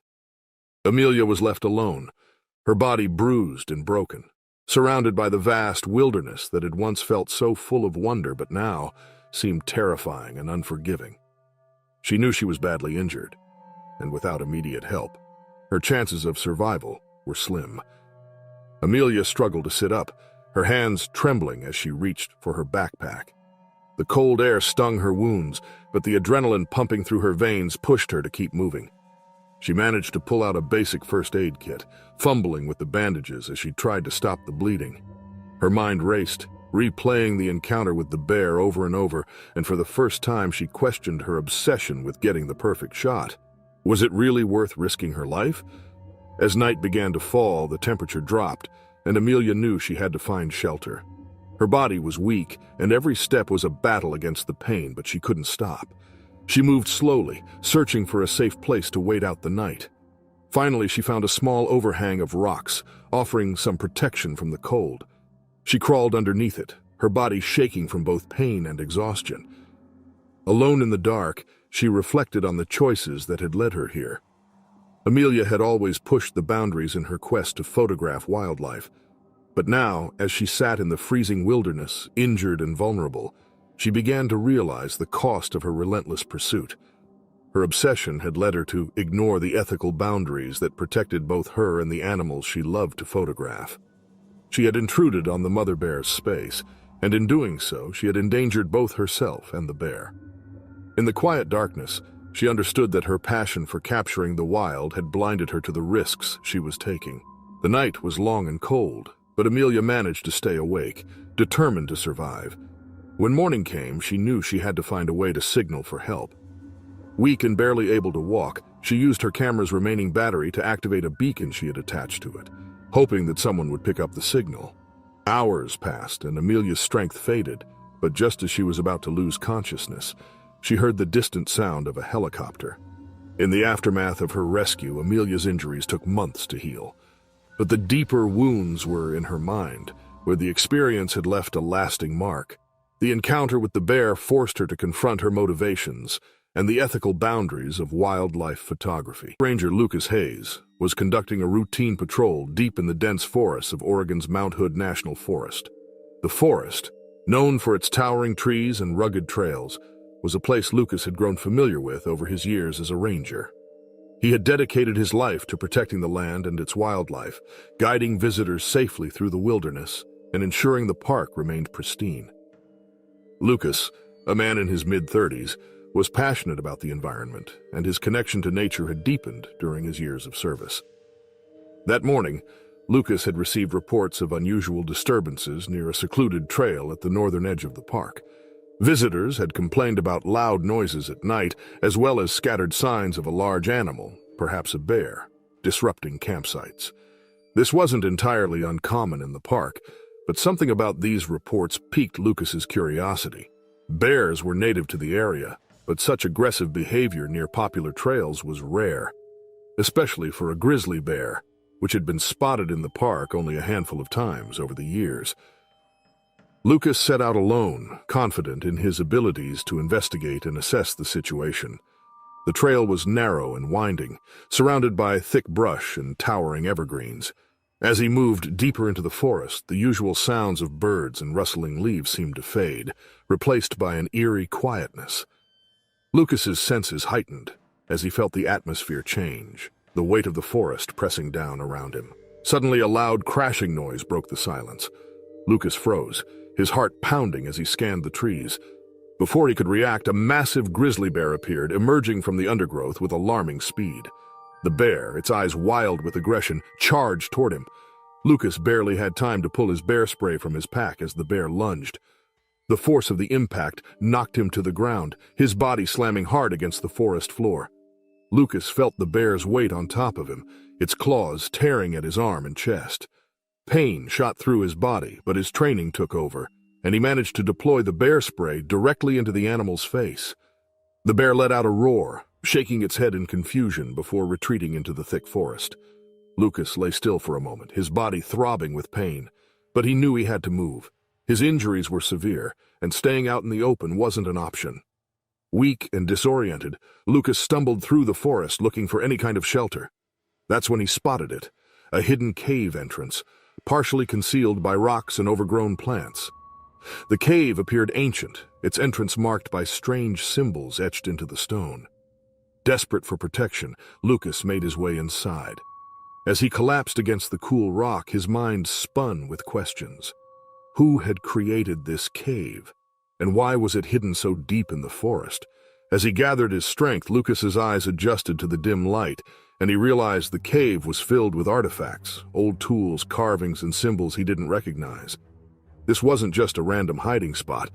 It was something far more significant. The cave seemed to hold secrets long forgotten, and Lucas couldn't help but wonder if the bear was connected to it, somehow protecting the sacred site. But before he could explore further, his injuries overwhelmed him, and he knew he needed help fast. Lucas woke up hours later, his body aching from the bear attack. The dim light in the cave had shifted slightly, and the air was cooler. His injuries, though painful, weren't as life-threatening as he had feared, but he knew he wouldn't last long without proper medical attention. Despite the pain, Lucas's thoughts kept returning to the cave. The ancient carvings on the walls and the artifacts scattered around hinted at something far more significant than he had anticipated. Summoning what little strength he had left, Lucas began to examine the cave more closely. The symbols etched into the walls were unfamiliar, but they seemed to tell a story. Some resembled animals, while others appeared to represent people, possibly indigenous to the region. The carvings were intricate, and the tools and artifacts suggested that the cave had been a sacred place for those who once lived there. As he explored deeper into the cave, Lucas realized he had stumbled upon something extraordinary, an ancient site that had been hidden away for generations. But there was more. As Lucas looked around, he found signs that the cave wasn't just important to humans, it was also significant to the wildlife in the area. The grizzly bear that had attacked him might have been more than just a wild animal defending its territory. It could have been a protector of the land, guarding the sacred site from intruders. Lucas couldn't shake the feeling that the bears were connected to the cave's history, as if they had always been part of the landscape's story. Still weak and in pain, Lucas knew he needed help. He managed to pull out his radio and, with a shaky voice, called for assistance. Hours passed before a rescue team led by his colleague and trusted friend Dr. Elena Ramirez, an archaeologist who had worked in the area for years, arrived. When they found him, they were shocked by the extent of his injuries, but even more intrigued by what he had discovered. Elena, fascinated by the cave, began a preliminary examination of the site. She quickly confirmed that the artifacts and carvings were part of a rich, indigenous heritage that had been preserved for centuries. As they carefully gathered evidence, it became clear that this cave held immense cultural and historical importance, and they needed to protect it from outside exploitation. In the days that followed, Lucas and Elena worked together to uncover the full story of the cave. Meanwhile, they learned that a developer had plans to build in the area, which could destroy both the site and the natural habitat of the bears. The discovery put Lucas and Elena in a moral battle as they fought to preserve the land while balancing the growing pressures from those who wanted to exploit it for profit. Captain Marcus Reed and his specialized wildlife rescue team were dispatched to Rocky Mountain National Park in Colorado. The park, known for its stunning landscapes and diverse wildlife, had become the focus of a growing crisis. Over the past few weeks, multiple reports of aggressive grizzly bears threatening campers and hikers had been pouring in, causing panic among visitors and concerns for public safety. The park, which had long been a haven for both tourists and wildlife enthusiasts, now faced a situation where human safety and wildlife preservation were at odds. Captain Marcus Reed had been leading wildlife rescue missions for over 15 years. He was known for his calm demeanor under pressure and his deep knowledge of wildlife behavior. Marcus had always believed in finding a balance between protecting human lives and conserving the natural world. His team consisted of 6 experienced members, each with their specialized skills. Dr. Laura Kim, a wildlife veterinarian with expertise in large carnivores, and Jake Sullivan, a field tracker known for his sharp instincts. The team also included Sam Daniels, a former park ranger skilled in handling dangerous situations, and Carla Evans, an ecologist who had studied grizzly bear populations for years. The team's mission was clear. They needed to investigate the reasons behind the sudden surge in grizzly bear aggression and develop a strategy to protect both the park's visitors and the bears. As they gathered their gear and headed into the park, the weight of the situation settled over them. The bears were more than just a danger to the hikers. They were acting out of desperation, and the team needed to figure out why. The terrain in Rocky Mountain National Park was rugged, with cliffs, dense forests, and rivers cutting through the landscape. The team had to navigate these challenges carefully, knowing that the bears could be anywhere. Reports had indicated that the bears were no longer staying in their usual habitats. Instead, they had been seen wandering dangerously close to campsites and hiking trails. The park rangers had already closed off certain areas, but the bears' unpredictable behavior made the situation more dangerous by the hour. As they ventured deeper into the park, Jake noticed the first sign of trouble: large bear tracks near a popular campsite. The tracks were fresh, meaning the bear was likely still close by. Marcus ordered the team to spread out but stay alert. Just as they began examining the area, they heard a rustling in the bushes nearby. The ground trembled slightly as a massive grizzly bear appeared, its eyes wide with aggression. The team stayed calm, backing away slowly, but the bear wasn't backing off. It seemed agitated, more aggressive than usual, and its movements were unpredictable. The bear reared up on its hind legs, letting out a deep growl that sent shivers through the group. Marcus knew that something was terribly wrong. This was not normal behavior for a bear, even one that had wandered into human territory. Dr. Kim quickly assessed the situation, noting the bear's unusually thin appearance. It was clear the bear was struggling to find food. After a tense few moments, the bear backed down and wandered off, leaving the team shaken but unharmed. They regrouped and started discussing the next steps. Carla suggested that something was affecting the bear's food sources, possibly a disease. It would explain why so many bears were suddenly venturing into human areas, driven by desperation and hunger. As the team delved deeper into their investigation, they discovered that a disease affecting the local vegetation had wiped out large portions of the bear's natural food supply. The bears, unable to find enough sustenance, were growing aggressive out of sheer starvation. The realization hit the team hard. The grizzly bears were not acting out of aggression for their own sake, but because their food sources had been severely diminished. The disease affecting the vegetation had left the bears desperate, and in their hunger they were venturing too close to humans. Captain Marcus Reed gathered the team to strategize. Protecting the visitors in the park was their priority, but they also had to find a way to help the bears without causing more harm. Dr. Laura Kim proposed a solution, vaccinating the bears to halt the spread of the disease among their population. It was a risky plan. Not only would they have to tranquilize the bears to administer the vaccine, but they would also need to do it in the unpredictable and dangerous environment of the park. The team debated the risks. Jake, the field tracker, was concerned about how close they would have to get to the bears, especially in their current aggressive state. Sam, the former park ranger, supported the idea, seeing it as the only long-term solution that could prevent further attacks. Tensions began to rise within the group as they debated the best course of action. Marcus, ever the calm leader, knew they needed to find a balance between the safety of the park's visitors and the survival of the bears. After much discussion, he made the call. They would proceed with the vaccination plan, but only after implementing safety measures to minimize the risks. The next day, the team set out to locate the most affected areas where the bears had been seen. They split into two groups, each carrying the necessary equipment for tranquilizing the bears and administering the vaccine. As they moved through the thick forest, the weight of the situation hung over them. Every sound in the woods could be a sign of a bear nearby, and they had to stay alert. By midday, they encountered their first bear, a large male that appeared exhausted and underweight. Dr. Kim prepared the tranquilizer, and Marcus ensured the team was ready. They worked quickly, successfully tranquilizing the bear and administering the vaccine. It was a small victory, but they knew it was just the beginning. As the day went on, the team repeated the process with other bears, each time growing more confident but also more aware of the dangers. Late in the afternoon, they encountered another aggressive bear, its eyes wild with hunger. This one was harder to subdue, charging at the team before they could administer the tranquilizer. In the chaos, Jake narrowly avoided being injured, but eventually they managed to calm the bear and proceed with the vaccination. The mission continued for several days, with the team working tirelessly to ensure the safety of both the bears and the park's visitors. They vaccinated as many bears as they could find, hoping to stop the spread of the disease and reduce the animals' desperate behavior. In the aftermath of the operation, the park began to recover.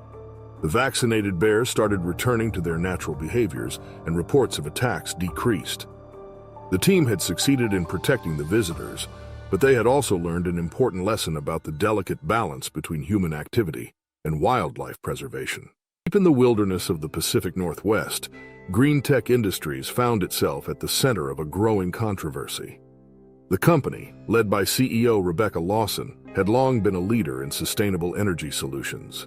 Green Tech prided itself on developing innovative projects that minimized environmental impact while providing renewable energy to communities across the world. However, their latest project, a massive hydroelectric dam, had sparked intense backlash. Located in a pristine wilderness area, the construction site disrupted a fragile ecosystem. particularly the habitat of the local grizzly bear population.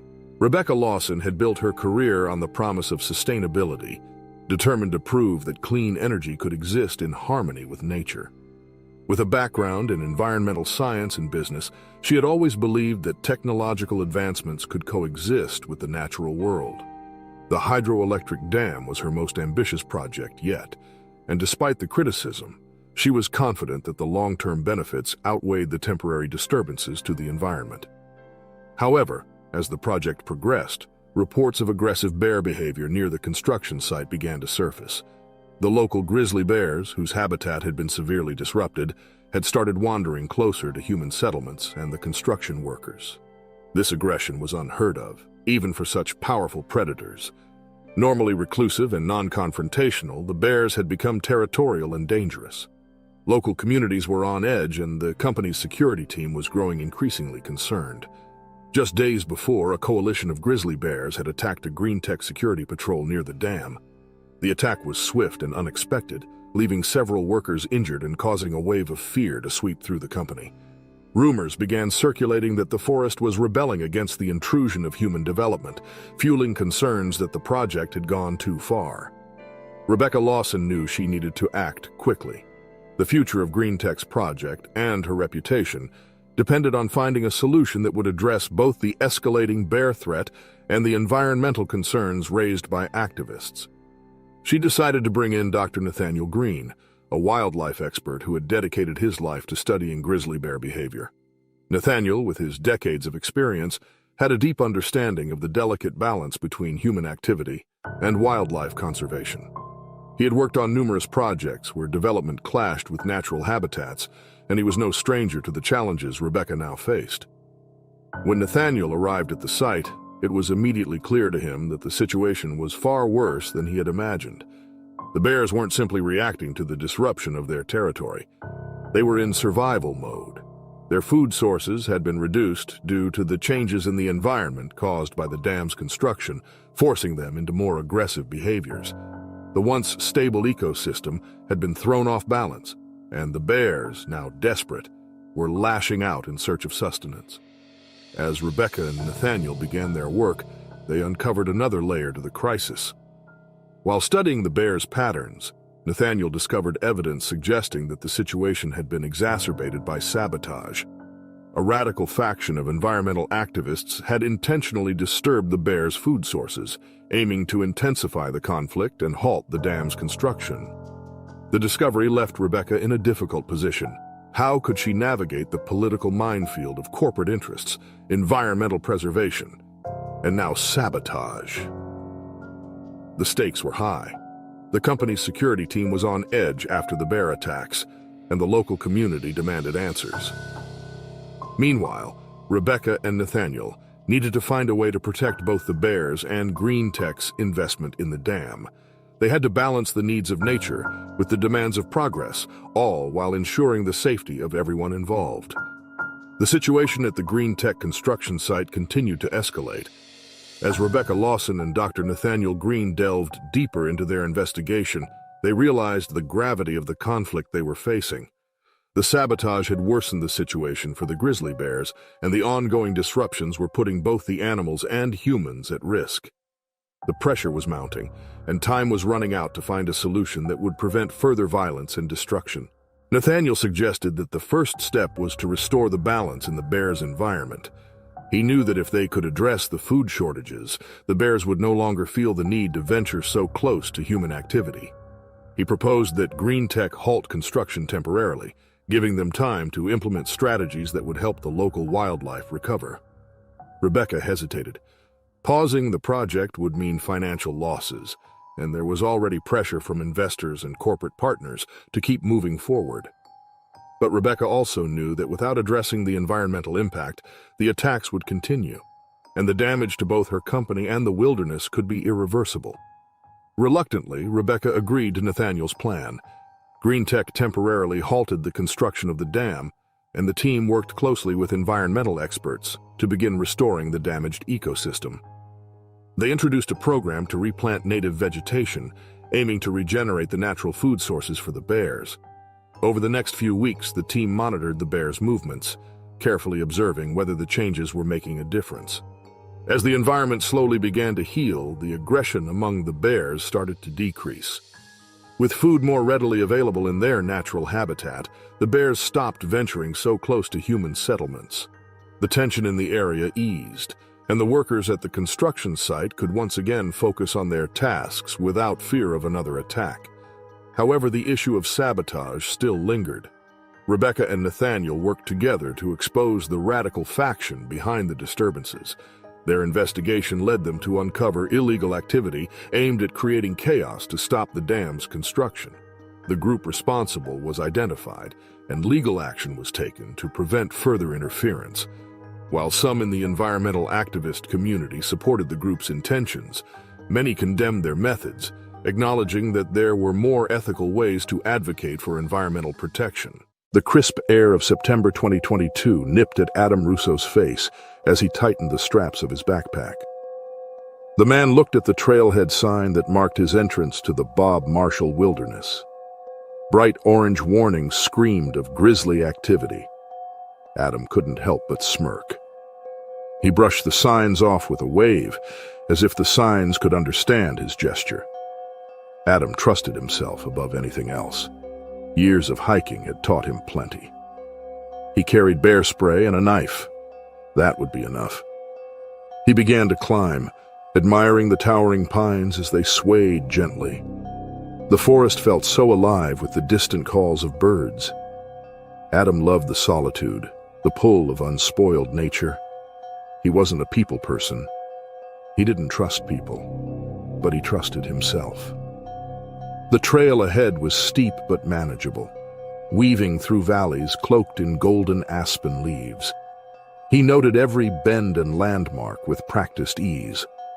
By afternoon, he reached a clearing and paused for a quick lunch. The view was peaceful. The sun filtered through the trees, dappling his gear with light. Adam felt invincible. This, he knew, was how humans were supposed to live. He was proud to be one of the few who understood this truth. Montana's vast wilderness stretched around him, serene and still. The idea of danger seemed almost laughable. Let it come at him, and he would be ready. He pressed onward. The trail narrows as it climbs higher into the mountains. The dense canopy closed in, muting the sounds of the forest. The air grew heavier, perhaps because of a change in pressure. This stretch of the trail carried a strange smell, something musky that Adam couldn't quite place. His pace slowed. The ground was uneven here, the path littered with gnarled roots and fallen branches. The scent grew stronger, acrid and wild, but Adam dismissed it as part of the wilderness.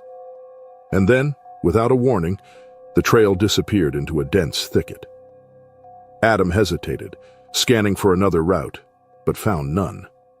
The undergrowth was thick, the trail almost invisible, but he forged ahead. He had strong legs and good boots that crunched through dry leaves and twigs, the sound unnaturally loud in the stillness. And then, a guttural snort pierced the silence. Adam froze, heart hammering despite his previous conviction that he was above fear. As far as he could tell, the noise came from somewhere ahead, hidden in the underbrush.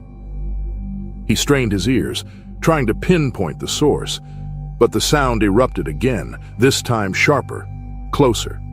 His breath quickened, and then almost stopped as a massive grizzly exploded from the thicket, a blur of muscle and fury. Its eyes locked on Adam.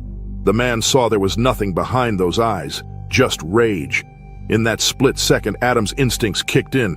His hand darted to his belt, fumbling for the canister of bear spray. The bear reared onto its hind legs, towering above him, a monstrous silhouette against the dim forest light. Adam pulled the trigger. The spray hissed, a bright orange cloud erupting into the air. But just as Adam thought he was saved, the wind turned. A gust whipped the mist back into his face, burning his eyes and throat. He staggered, choking, vision blurred.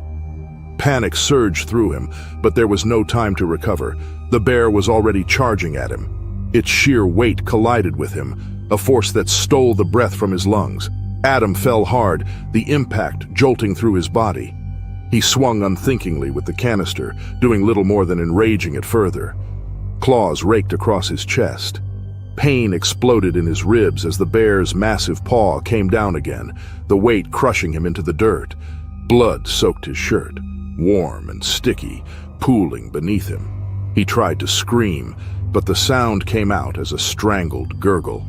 The bear's teeth found his shoulder, crunching down with bone-shattering force. Adam thrashed, his arms flailing weakly against the relentless attack. The forest spun around him in a dizzying blur of green and brown. Every nerve in his body screamed, the agony so intense it blurred the edges of his consciousness. Growling, the bear shook him like a rag doll, flinging his body aside. He landed in a heap, his head slamming against a tree trunk. Adam couldn't see as he struggled to move, fight, and survive. But the bear wasn't finished. It lunged again, its claws tearing into his throat. A wet, choking sound escaped Adam's lips as blood poured from the wound.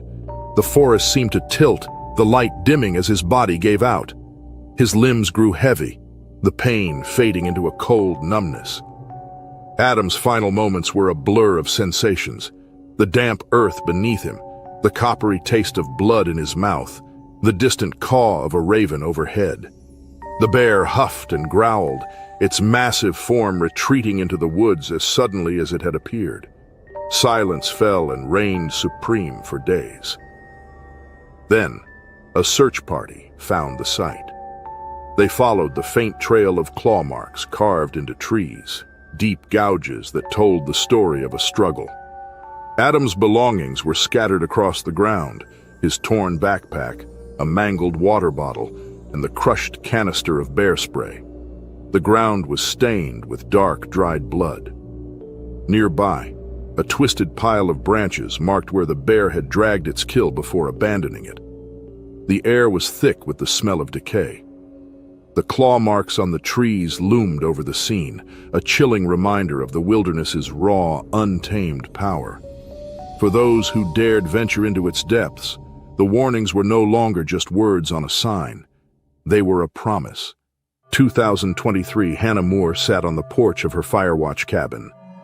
It was a golden June sunset in Montana, casting long shadows over the treetops of a national park. At 29, Hannah had spent the past 3 summers in solitude, perched high in the wilderness. The days were long but rewarding, and her duty was clear: monitor the landscape for signs of fire, and protect the park's vast natural beauty. That night, the forest was alive with the hum of insects and the occasional rustle of leaves. After logging her daily observations, Hannah cooked a simple dinner, savoring the quiet. The cabin, a modest structure of weathered wood, was her sanctuary. She felt safe here, even in the heart of grizzly country. Hannah cleaned up carefully, mindful of food scents that could attract wildlife. She double-checked her logs before retiring to bed, and her flashlight and emergency radio were within reach. As the hours passed, the forest grew quieter, the shadows outside deepening. The hum of the wilderness lulled her to sleep the way it did every night. But then, Hannah heard a noise piercing through the thick veil of her sleep. The noise jarred her awake. It started faint, a rhythmic scraping sound that seemed to come from outside. Hannah sat up, her pulse quickening. The air felt oppressive, the kind of stillness that promised danger. She moved cautiously to the window, peering into the moonlit clearing around the cabin. Her stomach dropped. A massive grizzly bear prowled near the fire pit, its powerful frame illuminated in the moon's silver light. It took its time sniffing the air. Each movement was slow, almost calculated. Hannah's eyes darted to the nearby storage shed, where the remnants of food from a previous camper might have lingered despite the strict bear-safe protocols. The bear's grumbles grew louder as it pawed at the ground, claws scraping against the rocky soil. Hannah's mind raced. She knew she couldn't let the bear linger. Bears that associated humans with food became unpredictable, even deadly. She grabbed a flashlight and a metal fire poker, steeling herself before stepping onto the porch. The bear turned as the beam of light swept across its face. Hannah banged the fire poker against the railing, shouting to drive it away. The bear's ears flattened, and a deep growl filled the air. Hannah barely had time to react as the bear charged. She stumbled backward, dropping the flashlight as the bear barreled toward her. The porch creaked under its weight, the wood splintering as it swiped at her with a massive paw. She scrambled inside, slamming the door shut and locking it as the bear collided with the other side. The cabin shook as the bear rammed the door again and again. Hannah backed away, clutching the fire poker with trembling hands. She knew the thin wooden walls wouldn't hold forever. The grizzly growled, its sheer power radiating through the cabin. Then came the sound of breaking glass. The bear had found the window. The cunning animal forced its way inside, its claws raking against the window frame as shards of glass rained onto the floor. Hannah swung the fire poker, striking its snout with all her strength. The bear roared, momentarily recoiling, but its rage only grew. It lunged, swiping at her with claws that tore through her shirt and raked across her side. Adrenaline drove her forward. She swung again, aiming for the animal's massive head, but the poker slipped from her grasp as the bear charged. Its weight knocked her onto the table, breaking one of the legs and sending her crashing to the floor. Furniture splintered and toppled as the bear advanced, baring its teeth. Hannah scrambled to her feet, grabbing a chair to shield herself. The bear swiped, shattering the chair into pieces and knocking her back into the corner of the room. Blood dripped from the wounds on her arm and chest, staining the floor as the bear closed the distance. It lunged again, grabbing her leg and dragging her toward the shattered window. She clawed at the floorboards, desperate to hold on, but the bear's strength was overwhelming. Her fingernails scraped against the wood as she was pulled outside, her screams echoing into the night. Hannah knew that it was over. She didn't believe in miracles, but she prayed that her suffering would end quickly. The struggle ended beneath the trees. The bear's powerful jaws clamped down on her neck, silencing her cries. Its claws raked across her torso, leaving deep, fatal wounds. The forest grew quiet once more, the grizzly standing over its prey. It tore at her flesh. The rangers arrived the next morning, alerted by a missed check-in on Hannah's radio. The scene was a testament to the violence of the night. Bloodstains streaked the porch, and the cabin's interior was in shambles. Broken furniture lay scattered across the floor. The table collapsed, and glass shards glittered in the morning light. Outside, they found her body near the edge of the forest, sprawled amidst the underbrush as though the ruthless predator had discarded her. Her clothing hung in shreds, the fabric torn and soaked with blood, clinging to her battered body. Deep gashes from the bear's claws ran across her torso, jagged and raw, while her neck bore the unmistakable puncture wounds of its crushing bite. The ground around her was disturbed, dirt and leaves kicked up in chaotic swirls, telling the story of a desperate and futile struggle for survival. A trail of blood led from the shattered window of the cabin to where she lay, smeared across rocks and broken branches. The sheer volume of it painted a grim picture of her final moments, each mark telling the story of the grizzly's savage strength. The rangers moved methodically through the scene, their expressions grim as they documented the evidence of what had transpired. Each bloodstain, shattered piece of furniture, and disturbed patch of earth spoke to the chaos and violence of Hannah's final moments. They worked silently, their duty clear, but weighed down by the knowledge that no care or diligence could undo what had happened. For Hannah Moore, the national park in Montana had been a place of purpose and solitude, but that same isolation had turned deadly. Hospital. Tom Sweeney, an avid fisherman, cherished the solitude of Alaska's rivers, where the natural world provided a perfect escape from modern chaos. In late August, during the peak of the salmon run, he had found a secluded spot along a remote riverbank. The river was alive with salmon fighting upstream, and Tom, in his well-worn waders, was immersed in the tranquil rhythm of fishing. The scent of pine and the soft blue sky made for a serene setting. Tom had risen early to secure this prime location. Each cast of his fly rod was precise, and soon he had hooked his first fish of the day. Hours passed in peaceful solitude as the sun rose higher and his creel filled with glistening salmon. Unbeknownst to Tom, a large grizzly bear had been silently observing him. Drawn by the scent of the fish, the powerful apex predator moved stealthily through the forest. Its deep brown fur and muscular frame were almost invisible against the underbrush, and the unfamiliar scent of a human piqued its curiosity. The bear kept its distance at first, evaluating the situation. It was accustomed to catching salmon, but was intrigued by the easy meal that the human seemed to be enjoying. With each step, the bear moved closer to the riverbank, its eyes fixed on Tom with predatory intent. Tom remained oblivious to the danger. Focused on landing a huge salmon, he didn't notice the bear's approach. The river's roar masked the bear's movement, and the grizzly was now just yards away, preparing to strike. Tom's attention was entirely on the fish, unaware of the massive shadow looming behind him. The attack was sudden and violent.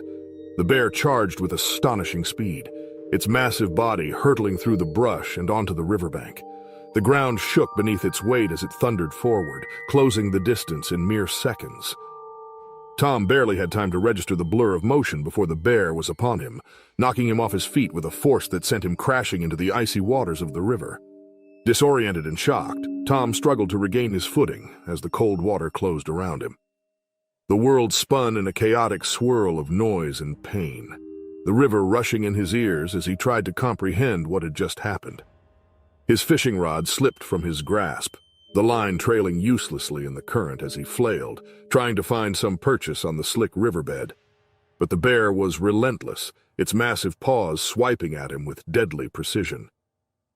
Tom's survival instincts kicked in.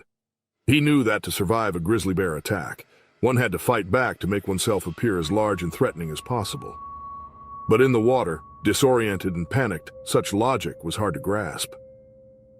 He reached for his knife, fumbling with numb fingers as the bear's claws raked across his back, tearing through the thick fabric of his jacket.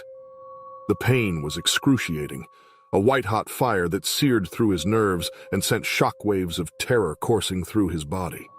Finally, he managed to free the knife from its sheath, gripping it tightly as he tried to turn and face his attacker. The bear loomed over him, its maw open wide to reveal rows of sharp teeth, its breath hot and rank against his face. Tom slashed at the bear with all the strength he could muster, the blade finding its mark in the thick fur, but the bear was unfazed, its primal rage overriding any sense of pain or injury. With a powerful swipe of its paw, the bear knocked the knife from Tom's hand, sending it spinning into the river. Tom was defenseless now, reduced to little more than helpless prey in the face of the bear's fury. He struggled to escape, kicking and thrashing in the water, but the bear was too strong, too determined. It reared back on its hind legs before coming down with crushing force, its jaws closing around Tom's neck in a death grip. The world around Tom seemed to slow to a crawl, the sounds of the river fading into a distant hum.